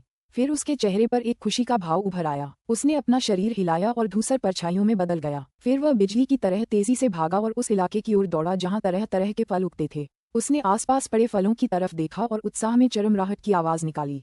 फिर उसने अपने कान ऐंठ लिए और गाल खुजाने लगा। फिर उसकी आकृति तेजी से एक फल के पेड़ पर पहुंची। उसने हाथ बढ़ाकर एक फल तोड़ा। फिर उसने फल का एक निवाला मुंह में भर लिया। भूरे बंदर की आंखें चमक उठीं। फल का स्वाद लाजवाब और संतोषजनक लग रहा था। अचानक बगीचे के बाहर दूर से एक चीखने की आवाज सुनाई दी। ये सफेद बंदर की आवाज थी। अचानक भूरे बंदर ने अपना सिर उठाया। उसके मुंह में अभी भी सफेद फल का आधा टुकड़ा था। फिर उसने उस तरफ देखा जहां से आवाज आ रही थी। एक आदमी की परछाई, जिसका चेहरा चिंता से भरा था, बहुत तेज गति से उसकी तरफ दौड़ रही थी। भूरा बंदर हैरान रह गया। उसने अपनी बांह घुमाई और फल फेंक दिया। फिर दूसरे हाथ से अपने शरीर को टटोला। पता नहीं कैसे उसने कहीं से कपड़े का एक बड़ा टुकड़ा निकाला। फिर उसे लपेटकर एक थैली बना ली। इसके बाद उसने उस थैली में फल इकट्ठा करने शुरू कर दिए। उसने जल्दी जल्दी सारे फल उठाए और उन्हें थैली में ठूंस दिया। थैली जल्द ही फलों से भर गई। भूरे बंदर ने थैली को अपने शरीर के पिछले हिस्से से बांधा। फिर वह बगीचे के प्रवेश द्वार से बाहर कूद गया। वह तेजी से बगीचे से बाहर भागा। दरअसल वह इतना तेज था कि मानो उड़ रहा हो। उसके बाद वह जंगल के पास बने चबूतरे की ओर चला गया। काले कपड़े पहने लड़के को बहुत देर हो चुकी थी। उसने बेबसी से चुराए हुए फलों से भरी थैली लेकर भागते हुए भूरे बंदर की ओर देखा। उसने गुस्से से चीख मारी। फिर गुस्से में कई तेज आवाजें निकालते हुए उसने बंदर का पीछा किया। गुस्से में वह कुछ दूर तक तो चला, लेकिन आखिरकार बंदर का पीछा करना छोड़ दिया। जंगल में तेज रफ्तार बंदर का पीछा करना नामुमकिन था, और तो और वह घिनौना सफेद बंदर भी शायद आसपास ही था। धूसर बंदर पहाड़ी जंगल में आराम से कूद गया, मानो समतल जमीन पर चल रहा हो। उसके चेहरे पर खुशी के भाव थे। फिर उसने उत्साह से दहाड़ लगाए। थोड़ी देर बाद वह एक घाटी के किनारे बहती नदी के किनारे पहुंचा। वह एक पल के लिए स्थिर खड़ा रहा और उसकी आंखों में एक धूर्त रंग चमक उठा। फिर उसने अपनी पीठ से थैली नीचे उतारी, उसमें से कुछ बड़े बड़े फल निकाले और उन्हें बगल की झाड़ियों में छिपा दिया। फिर उसने थैली पीठ पर बांधी और घाटी में प्रवेश करने के लिए खड़ा हो गया। सफेद वानर घाटी में पहुंच चुका था। उसने भूरे वानर और उसकी पीठ पर बंधी बड़ी थैली की ओर देखा। सफेद वानर खुश हो गया और खुशी से नाचने लगा। भूरा बंदर तेज कदमों से आया। उसने अपनी पीठ से थैली नीचे रखी और उसमें से सारे बड़े फल निकाल लिए। सफेद बंदर की लार टपक रही थी। उसने फल लेने के लिए हाथ बढ़ाया, लेकिन भूरे बंदर ने उसका हाथ हटा दिया। सफेद बंदर चौंक गया। भूरे बंदर ने तेजी से थैली से सारे फल निकाले। फिर उन्हें दो हिस्सों में बांटकर आधा सफेद बंदर के सामने रख दिया। फिर बाकी आधा थैली में डालकर उसकी पीठ पर बांध दिया। धूसर बंदर सफेद बंदर पर चिल्लाया। फिर उसने अपना हाथ हिलाया और घाटी से बाहर निकलने की दिशा में चल पड़ा। सफेद बंदर को भूरे बंदर के जाने की जरा भी चिंता नहीं थी। वह जमीन पर पड़े फलों के ढेर की ओर खुशी से देख रहा था। उसने एक लाल फल पकड़ा और उसका आधा हिस्सा चट कर गया। धीरे धीरे पूरा फल निगल गया। फिर उसने दूसरा फल उठा लिया। सफेद बंदर ने जी भरकर खाया, और उसने इतनी तेजी से खाया कि उसने कुछ ही सांसों में फलों का ढेर गटक लिया। उसका पेट का निचला हिस्सा फूल गया। उसने अपना मुंह छुआ और उसके चेहरे पर संतुष्टि का भाव उभर आया, लेकिन तभी उसके चेहरे से खुशी गायब हो गई। उसने अपने हाथ से अपना पेट ढक लिया। फिर उसके चेहरे पर एक दर्द भरा भाव उभर आया। फल उसके पेट के अंदर ठंडी और गर्म हवा की धाराओं में बदल गए थे। ये धाराएं बहकर उसके शरीर की क्यूई में समा गईं। उसे ऐसा लग रहा था जैसे उसके शरीर में अनगिनत चाकुओं से वार किया जा रहा हो। दर्द से सफेद बंदर का रंग नीला और सफेद हो गया। फिर उसकी आंखों की सुनहरी रोशनी टिमटिमाने लगी। सफेद बंदर जमीन से उछलकर ऊपर आया और फिर बहुत तेज गति से अपने बगल में पड़े पहाड़ पर चढ़ने लगा। यह इतना तेज था कि कुछ ही सांसों में शिखर पर पहुंच गया। प्रचंड सूर्य आकाश में चमक रहा था। श्वेत वानर पालथी मारकर बैठ गया। उसकी भुजाएं नीचे झुकी हुई थीं। उसने अपना सिर ऊपर उठाया और मुंह खोला। फिर उसने एक लंबी सांस ली। उसके बाद हवा में सफेद रोशनी की एक किरण एकत्रित हुई और संघनित होकर सफेद प्रकाश पुंज में बदल गई। फिर वह तेजी से आगे बढ़ी और सफेद वानर के मुंह में प्रवेश कर गई। जैसे ही प्रकाश किरण उसके मुंह में गई, सफेद वानर के चेहरे पर पीड़ा के रंग उभर आए। वह उसके शरीर में बिखर गई और उसके अंदर की सारी वायुधाराओं को शांत कर दिया। फिर वह एक गर्म वायुधारा में बदल गई। वह धीरे धीरे उसके शरीर के अंदर उड़ने लगी। सफेद वानर इसी मुद्रा में बना रहा, और सफेद प्रकाश की वह किरण समय के साथ और भी तेज और घनी होती गई। सफेद बंदर ने अज्ञात समय के बाद अपनी आंखें खोलीं और उसकी पुतलियों में सुनहरी चमक दिखाई देने लगी। उसके मन में एक साथ अनगिनत सुनहरे अक्षर उभरे। फिर वे आपस में जुड़ गए। फिर सघन होकर एक कागज का रूप ले लिया। कागज पर कुछ अक्षर लिखे थे। पहले 3 पात्र थे। सूर्य निगलने वाली कला। स्वप्नलोक से बाहर आते ही शिमयू का शरीर कांप उठा। वह अपने शरीर को देखकर चौंक गया। उसे पता ही नहीं चला कि वह कब उठकर बैठ गया। वह उसी मुद्रा में था जैसे सपने में सफेद बंदर सूरज को निगलते हुए बैठा था। ऊपर से सफेद रोशनी नीचे गिर रही थी और उसके शरीर में समा रही थी। फिर वह एक गर्म धारा में बदल गई और धीरे धीरे बहने लगी। हालांकि जैसे ही शिमयू को होश आया, सफेद रोशनी की किरण बिना कोई निशान छोड़े गायब हो गई। सूर्य निगलने वाली कला। शिमयू को पहले ही चंद्रमा निगलने की कला का अनुभव हो चुका था, इसलिए उसे कोई आश्चर्य नहीं हुआ। उसने कुछ देर सोचा, फिर उसका हृदय आनंद से भर गया। उसे एहसास हुआ कि उसने एक बार फिर मन की अचेतन अवस्था में एक अद्भुत साधना कला को समझ लिया है। हालांकि वह उस कागज के टुकड़े से एक भी पात्र को याद नहीं कर सका, क्योंकि वह सूर्य निगलने वाली कला के बारे में सोच रहा था। लेकिन उसे चिंता नहीं हुई, क्योंकि वह पहले ही चंद्रमा निगलने की कला का अनुभव कर चुका था। उसने अपने आसपास देखा। चूल्हे के नीचे लपटें उठ रही थीं और वे अग्नि कक्ष के चौथे कमरे में गड़गड़ाहट की घुटन भरी आवाजें निकाल रही थीं। शिमयू को वो सब याद आ गया जो उसके बेहोशी की हालत में हुआ था। उसने आंखें बंद कर लीं और अपने शरीर के अंदरूनी हिस्सों की स्थिति को महसूस करने की कोशिश की। वह चौंक गया और उसके चेहरे पर आनंद के भाव उभर आए। उसकी असली क्यूई उसके पेट के निचले हिस्से में अस्त व्यस्त थी, लेकिन अब वहां हवा के कुछ अंश जमा हो गए थे। उन्होंने रेशम के कीड़ों के कोकून का रूप ले लिया था और ऊपर की ओर लुढ़क रहे थे। शिमयू के मन में एक विचार पौधा। अचानक वायुराशियों की गति तेज हो गई। फिर वायुराशियों से उसके शरीर के बाहर भारी मात्रा में असली क्यूई ची निकली। यह उसके शरीर के हर हिस्से में फैल गई। उसके शरीर की सतह पर एक पतली लाल रोशनी का टुकड़ा प्रकट हुआ और उसका पूरा शरीर एक जबरदस्त शक्ति से भर गया। वह खुद को रोक नहीं पाया और आसमान की ओर देखकर एक लंबी चीख निकाली। हालांकि उसने जल्द ही खुद को रोक लिया। शिमयू ने फिर आंखें खोलीं। फिर उसके चेहरे पर आनंद का भाव उभर आया। शियान तियान क्षेत्र की ओर बढ़ते हुए उसके पेट के निचले हिस्से में वायुराशियां एकत्रित हो गई थीं। उसके शरीर में स्थित क्यूई महल ने औपचारिक रूप से एक क्यूई भ्रूण का रूप ले लिया था। उसके शरीर में मौजूद असली क्यूई जमा होकर क्यूई भ्रूण बन गया था। इसलिए अब वह जियान तियान क्षेत्र में प्रवेश करने से बस आधा कदम दूर था। अब उसे बस ज्वलंत लाल वानरों की कला की 7वीं परत का अभ्यास जारी रखना था। इसके अलावा उसे ची भ्रूण के पर्याप्त वास्तविक ची जमा होने और स्थिर होने का इंतजार करना था। इससे वह ची महल स्थापित कर सकेगा और शियान तियान क्षेत्र में प्रवेश कर सकेगा। शिमयू का मूड बहुत अच्छा था। उसके शरीर में उमड़ता असली क्यूई धीरे धीरे गायब हो गया। वह पालथी मारकर बैठने और अपना अभ्यास जारी रखने वाला था। हालांकि चौथे अग्नि कक्ष का दरवाजा अचानक गड़गड़ाहट की आवाज के साथ खुल गया। तीसरी कक्षा का एक शिष्य दरवाजे के बाहर चिंता से भरा चेहरा लिए खड़ा था, लेकिन शिमयू को देखते ही उसके चेहरे पर खुशी के भाव आ गए। वरिष्ठ भाई। तीसरी कक्षा का शिष्य शिमयू की ओर चला और उनका अभिवादन किया। भाई, क्या बात है? शिमयू ने पूछा। तीसरी कक्षा का शिष्य ये सुनकर शून्य भाव से देखता रह गया। वह झिझका और बोला, आप यहाँ 28 दिन से रह रहे हैं। आप बाहर नहीं आए, इसलिए मैं आपसे मिलने आया हूँ। पहले से ही 28 दिन? शिमयू आश्चर्यचकित था। इसका मतलब था कि वह लगभग 7 दिनों से बेहोश था। तीसरी कक्षा के शिष्य को मन ही मन राहत महसूस हुई। यह मामूली बात थी कि शिमयू ने पत्थर के कमरे में पूर्व निर्धारित समय से ज्यादा समय तक कब्जा जमाया था, लेकिन शिमयू इतने दिनों से कमरे से बाहर नहीं आया था। इसलिए तीसरी कक्षा का शिष्य चिंतित था कि कमरे के अंदर उसके साथ कुछ अप्रत्याशित हुआ है। शिमयू काले दानव संप्रदाय का एक वरिष्ठ शिष्य था, इसलिए अगर अग्नि कक्ष में उसके साथ कुछ अप्रत्याशित होता तो तीसरी कक्षा के शिष्य को ही दोषी ठहराया जाता। इसलिए उसे ये देखकर राहत मिली कि शिमयू सुरक्षित और स्वस्थ था। मुझे सूचित करने के लिए धन्यवाद भाई। मैं अग्नि शक्ति की सहायता से संप्रदाय की एक साधना कला का अभ्यास कर रहा था और मैं उसमें खो गया, इसलिए मुझे पता ही नहीं चला कि पूर्व निर्धारित समय कब बीत गया। शिमयू ने हंसते हुए उत्तर दिया। बड़े भाई को कुछ भी समझाने की जरूरत नहीं है, लेकिन क्या आप अब भी फायर रूम किराए पर लेना जारी रखना चाहते हैं? तीसरी कक्षा के शिष्य ने मुस्कुराते हुए पूछा। इसकी कोई जरूरत नहीं है। शिमयू ने कुछ देर सोचा और अपना सिर हिलाया। शिमयू ने अपने शरीर पर पड़े कपड़ों को थपथपाया। फिर वह मुड़ा और अग्नि कक्ष के प्रवेश द्वार से बाहर चला गया। स्वर्गीय दानव संप्रदाय में जाने से पहले अब ज्यादा समय नहीं बचा था, इसलिए वह अपनी साधना जारी नहीं रख सकता था। शिमयू तीसरे शिखर से चले गए और अपने गुफा निवास की ओर चलने लगे। अध्याय 210 आत्मिक शस्त्रों का प्रथम प्रकटन। अनुवादक नोवेल सागा संपादक नोवेल सागा। कुछ दिनों के बाद शिमयू अपने गुफा निवास के अंदर निजी कमरे में ध्यान कर रहे थे। अचानक उसने आंखें खोलीं और उसकी आंखों में एक संदिग्ध रंग छा गया। वह उठा और अपने निजी कमरे से बाहर निकलकर गुफा निवास के विशाल द्वार पर पहुंचा और हाथ हिलाया।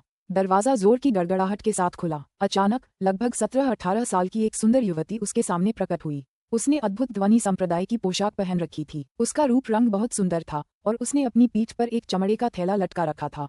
पैकेट ज्यादा बड़ा नहीं था, लेकिन काफी भारी लग रहा था। दरअसल महिला के माथे से पसीने की बूंदें टपक रही थीं। क्या मैं पूछ सकती हूँ कि क्या महामहिम भाई शिमयू हैं? युवती ने झिझकते हुए दरवाजा खोला और शिमयू की तरफ देखा। फिर उसने पूछा, हाँ मैं शिम्यू हूँ, क्या मैं जान सकता हूँ कि दीदी मुझे क्यों ढूंढ रही है?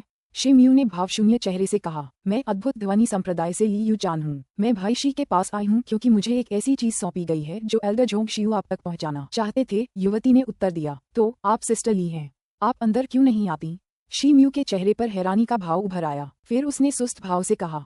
वह एक तरफ मुड़ा, फिर उसने हाथ हिलाकर उसे अंदर आने का इशारा किया। धन्यवाद भाई जी। युवती मधुर मुस्कान के साथ मुस्कुराई। फिर उसने सहज भाव से उसे धन्यवाद दिया। इसके बाद वह गुफा निवास के कक्ष में चली गई। हॉल में दाखिल होते ही युवती की आंखें चमक उठीं। फिर उसने आश्चर्य से कहा, भाई शी, आप यहाँ बहुत अच्छे हैं। बहन मेरी बहुत तारीफ कर रही है। मुझे नहीं पता कि तुम्हारी लेडी जोंग। शिम्यू ने युवती के लिए कप में चाय डाली और पूछा, धन्यवाद भाई शी, कृपया एक क्षण रुकिए। युवती ने चाय का घूंट भर लिया। वह खुद को रोक नहीं पाई और एक लंबी सांस ली। फिर उसने अपनी पीठ से चमड़े का पैकेट निकाला और शिम्यू के सामने मेज पर रख दिया। जैसे ही शिम्यू ने पैकेट खोला, उसके सामने एक मुट्ठी भर गहरे काले रंग का गोलाकार पत्थर प्रकट हुआ। उसके बाद युवती ने अपनी छाती से एक सीलबंद पत्र निकाला और शिम्यू को थमा दिया। फिर उसने कहा, भाई शी, यह उल्कापिंड जैसे लोहे का एक टुकड़ा है। ये सीलबंद पत्र मुझे लेडी जोंग ने दिया था।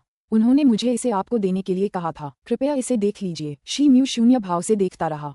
उसने मुट्ठी भर काले पत्थर के टुकड़े को पहचान लिया। यह वही सामग्री थी जिससे उसका काला ब्लेड बना था। शिम्यू ने मेज से काला उल्कापिंड जैसा लोहा उठाया और उसका वजन नापा। उसका वजन लगभग 100 किलोग्राम था। फिर उसने अपना सिर घुमाकर युवती की ओर देखा। ऐसा लग रहा था जैसे उसके मन में कुछ सवाल थे। हमारे अद्भुत ध्वनि संप्रदाय को कुछ महीने पहले उल्कापिंड जैसे लोहे के 3 टुकड़े मिले थे। लेडी जोंग को उनके गुरु ने उनमें से एक दिया था और उन्होंने मुझे ये पत्थर आपके पास लाने का काम सौंपा है। उन्होंने कहा कि यह आपके काम आएगा, युवती ने समझाया। ये सुनते ही शिम्यू के दिल में एक गर्माहट सी दौड़ गई। उसने उल्कापिंड जैसा लोहा नीचे रख दिया। फिर उसने पत्र खोला। उसकी आंखों के सामने खूबसूरती से उकेरे गए छोटे छोटे अक्षरों की 4 पंक्तियां उभर आईं। मुझे आशा है कि भाई सुरक्षित और स्वस्थ है। जियू ने अपना बंद कमरे में प्रशिक्षण शुरू कर दिया है। मुझे आशा है कि हम जल्द ही मिलेंगे। कृपया अपना ख्याल रखना भाई। शिम्यू ने पत्र पर हाथ रखा। उसका दिल बेवजह कांप उठा। दरअसल एक पल के लिए वह विचलित सा लग रहा था। भाई शी, आप ठीक तो हैं? ली यू चान ने शिम्यू की तरफ देखा। फिर उसने अपना हाथ बढ़ाया और शिम्यू की आंखों के सामने घुमाया। फिर वह थोड़ी झिझक के साथ बोली, अरे कुछ नहीं, दीदी मेरा मजाक उड़ा रही हैं। दीदी जरा रुको। शिम्यू को होश आया और उसने सामने खड़ी युवती की तरफ देखा। फिर वह उठा और माफी मांगते हुए बोला। शिम्यू के दाहिने हाथ में रखी अंगूठी से एक चमक सी चमकी। फिर जोंग शियू का पत्र उसके हाथ से गायब हो गया। ली यू चान शिम्यू के हाथ में रखी अंगूठी देखकर दंग रह गई। उसकी आंखों में एक अद्भुत भाव था। शिम्यू ने इस पर ध्यान नहीं दिया। वह मुड़ा और एक कमरे की ओर कदम बढ़ाया। कुछ ही देर बाद वह एक सीलबंद चिट्ठी लेकर बाहर आया। फिर उसने युवती से कहा कि वह चिट्ठी जोंग शियू को दे दे। उसने उसे एक साधारण मध्यम दर्जे का जादुई ताबीज भी भेंट किया। ली यू चान ने खुशी खुशी पत्र और जादुई ताबीज ले लिया। फिर वह उठी, उसे अलविदा कहा और चली गई। समय तेजी से बीतता गया और पलक झपकते ही 2 महीने बीत गए। ये प्रतिनिधिमंडल के स्वर्गीय दानव संप्रदाय के लिए रवाना होने से पहले का आखिरी दिन था। देर रात शिम्यू गुफा निवास के हॉल में पत्थर की मेज के पास बैठा था। वह गुफा में बिखरी चीजों को छांटकर व्यवस्थित कर रहा था। उसके हाथ में वह अंगूठी थी, इसलिए वह गुफा में कुछ भी पीछे नहीं छोड़ना चाहता था। आखिरकार वह मध्य महाद्वीप जा रहा था। उसे नहीं पता था कि वह कब वापस आ पाएगा। छोटी छड़ी और काला ब्लेड मेज पर रखे थे। शिम्यू उन्हें स्टोरेज रिंग में नहीं डाल पा रहा था। कुछ स्पिरिट स्टोन और कुछ जादुई ताबीज भी वहां बिखरे पड़े थे। उंगलियों जितनी मोटी जंजीरों में बंधा एक छोटा सा उल्कापिंड हथौड़ा भी मेज पर रखा था। इस हथौड़े का सिरा उल्कापिंड लोहे का वही टुकड़ा था जो जोंग शियू ने उसके लिए भेजा था। शिम्यू के पास झाओ पिंड को ढूंढने का पर्याप्त समय नहीं था ताकि वह उल्कापिंड के आकार के लोहे से उसके लिए एक हथियार तैयार कर सके। इसलिए उसके पास उसके भारी वजन का इस्तेमाल करने के अलावा कोई चारा नहीं था। उसने कुछ दिन पहले ही झाओ पिंग से उच्चतम गुणवत्ता वाले महीन लोहे से एक उंगली जितनी मोटी लोहे की जंजीर बनवाई थी। फिर उसने लोहे की जंजीरें लीं और उन्हें उल्कापिंड जैसे लोहे के चारों ओर बांध दिया। शिम्यू कुछ देर तक उल्कापिंड के हथौड़े को देखता रहा। फिर उसने उसे उठा लिया। फिर उसे अपनी कमर पर बांध लिया। जल्द ही वह उल्कापिंड का हथौड़ा उसकी कमर पर बेल्ट की तरह बंध गया। वह 2 कदम आगे बढ़ा और उसे यह व्यवस्था सहज लगी, इसलिए उसने संतुष्टि में सिर हिलाया। फिर उसने उल्कापिंड जैसा हथौड़ा खोला और उसे पत्थर की मेज पर रख दिया। धमाका, एक घुटी हुई आवाज गूंजी। भारी हथौड़े का सिरा मेज पर गिरा। पत्थर की मेज कांप उठी। तभी अग्नि गुण वाला एक निम्न स्तरीय स्पिरिट स्टोन लुढ़ककर मेज पर आ गिरा। वह काले ब्लेड से टकराया और लुढ़कना बंद हो गया। शिम्यू को आश्चर्य हुआ जब उसने देखा कि क्या हुआ था। अचानक अग्नि गुण वाले आत्मिक पत्थर ने एक लाल प्रकाश छोड़ा। फिर उसने तीव्र जादुई शक्ति तरंगों का एक अंश उत्सर्जित किया। नंगी आंखों से जल्द ही ये देखा जा सकता था कि लाल प्रकाश बहुत तेजी से क्षीण हो रहा था। स्पिरिट स्टोन से प्रसारित होने वाली लाल रोशनी जल्द ही स्पिरिट स्टोन के साथ राख के रंग में बदल गई। शिम्यू एक कदम आगे बढ़ा। फिर उसने स्पिरिट स्टोन उठाया और उसमें मौजूद शक्ति की जांच की। हालांकि उसे एहसास हुआ कि अग्नि गुण वाले उस स्पिरिट स्टोन की आध्यात्मिक शक्ति पूरी तरह से समाप्त हो चुकी थी। शी म्यू ने उसे घूर कर देखा। स्पिरिट स्टोन की कीमत 20 या 30 हजार चांदी थी, लेकिन पलक झपकते ही वह कबाड़ में बदल गया। उसे कुछ सूझा। फिर उसने अपना सिर घुमाकर काले ब्लेड की तरफ देखा। यह अजीब था कि काला ब्लेड अभी भी काला था, उसमें जरा भी बदलाव नहीं आया था। शी म्यू कुछ देर सोचता रहा। फिर उसने अपने हाथ से बेकार पत्थर नीचे रख दिया। फिर वह काला ब्लेड पकड़ने के लिए आगे बढ़ा। शी म्यू ने अपनी भौहें ऊपर उठाईं क्योंकि उसे आखिरकार फर्क महसूस हो गया था। काला ब्लेड पहले से थोड़ा भारी हो गया था। काला ब्लेड और छोटी छड़ी दिन ब दिन भारी होते जा रहे थे, लेकिन उनका वजन बहुत धीमी गति से बढ़ रहा था। लेकिन इस बार मामला अलग था। वह फर्क पहचान सकता था। उसने कुछ देर सोचा और काली तलवार नीचे रख दी। फिर उसने छोटी छड़ी उठाई। उसके बाद उसने पत्थर की मेज से पानी के गुण वाला एक स्पिरिट स्टोन उठाया। उसने भारी मन से उसे देखा। फिर उसने उसे छोटी छड़ी की ओर बढ़ाया। वही दृश्य फिर से प्रकट हुआ। फिर जल गुण वाले स्पिरिट स्टोन पर एक नीली रोशनी चमकी, लेकिन फिर वह उदास हो गया और पहले की तरह एक बेकार पत्थर में बदल गया। शी म्यू ने अपने संदेह की पुष्टि कर दी थी। काला ब्लेड, या ज्यादा सटीक तौर पर कहें तो काला उल्कापिंड लोहा, स्पिरिट स्टोन से स्पिरिट पावर सोखने की क्षमता रखता था। स्पिरिट स्टोन की विशेषता चाहे जो भी हो, शी म्यू की आंखों में समझ के निशान चमक उठे। इन आत्मिक पत्थरों में निहित शुद्ध आत्मिक शक्ति के सार में अतुलनीय आध्यात्मिक ऊर्जा थी। इसमें कोई आश्चर्य की बात नहीं थी कि काले उल्कापिंड जैसे लोहे का भार इतना बढ़ गया था। ऐसा लग रहा था जैसे ये शुरू से ही आसपास के वातावरण से आध्यात्मिक ऊर्जा को अवशोषित कर रहा हो। हालांकि अवशोषण की गति बहुत धीमी थी। शी म्यू ने अभी कुछ देर पहले जो प्रयोग किया था उसके अनुसार काले उल्कापिंड लोहे ने एक निम्न स्तरीय स्पिरिट स्टोन की सारी शक्ति सोख ली थी। हालांकि उसके वजन में जो वृद्धि हुई थी वह कई दिनों में हुई वृद्धि के बराबर थी। शी म्यू के चेहरे पर एक साथ खुशी और उदासी के रंग उभर आए। वह खुश था क्योंकि यह काला उल्कापिंड जैसा पदार्थ कोई साधारण चीज नहीं थी। अगर भविष्य में उसके पास पर्याप्त स्पिरिट स्टोन होंगे तो वह आसानी से इसका वजन बढ़ा सकेगा। अगर इसकी शक्ति पर्याप्त होगी तो वह इसकी शक्ति का और भी ज्यादा इस्तेमाल कर सकेगा। लेकिन उसे चिंता भी हुई क्योंकि ये स्पिरिट स्टोन बेहद कीमती संसाधन थे। इसलिए उसके पास इतने स्पिरिट स्टोन नहीं थे कि काली तलवार और छोटी छड़ी उन्हें निगल सकें। उनकी यात्रा अगले दिन शुरू होने वाली थी, इसलिए उसके पास इस बारे में सोचने का समय नहीं था। इसलिए उसने इस मामले को फिलहाल के लिए टाल दिया। शी म्यू ने बचे हुए आत्मिक पत्थरों और जादुई ताबीजों को अपनी भंडारण अंगूठी में रख दिया। फिर उसने उल्कापिंडों को एक काले कपड़े में लपेट दिया। वह अपने शयन कक्ष में वापस नहीं गया, बल्कि बैठक में ही ध्यान करने के लिए पालथी मारकर बैठ गया।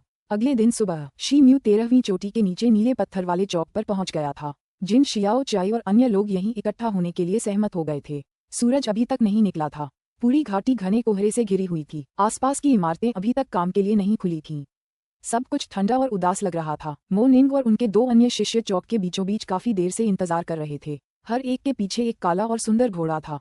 सभी घोड़ों की पीठ पर सामान लदा था। काली तलवार और छोटी छड़ी शी म्यू की पीठ पर काले कपड़े में लिपटी हुई थी। उसके कंधे पर रंग बिरंगे पंखों वाला एक तोता बैठा था। उसकी कमर में एक साधारण और भद्दा उल्कापिंड जैसा हथौड़ा बंधा हुआ था। वह एक सींग वाले घोड़े को खींच रहा था। वह एक हट्टा कट्टा और भूरा घोड़ा था। शी म्यू और घोड़ा चौक के प्रवेश द्वार की ओर से आ रहे थे। इस भूरे घोड़े को ब्लैक वाइल्ड बीस्ट के नाम से जाना जाता था। ये मानव जाति का एक दुर्लभ और भार वहन करने वाला घोड़ा था। इसकी गति बर्बर जाति के डेविड हिरन से कहीं कम थी, लेकिन इसकी भार वहन करने की क्षमता काफी ज्यादा थी। इस प्रकार का एक घोड़ा आसानी से एक भारी गाड़ी खींच सकता था, इसलिए ये बेहद कीमती था। अपनी कीमत के कारण ये बाजार में आसानी से उपलब्ध नहीं था।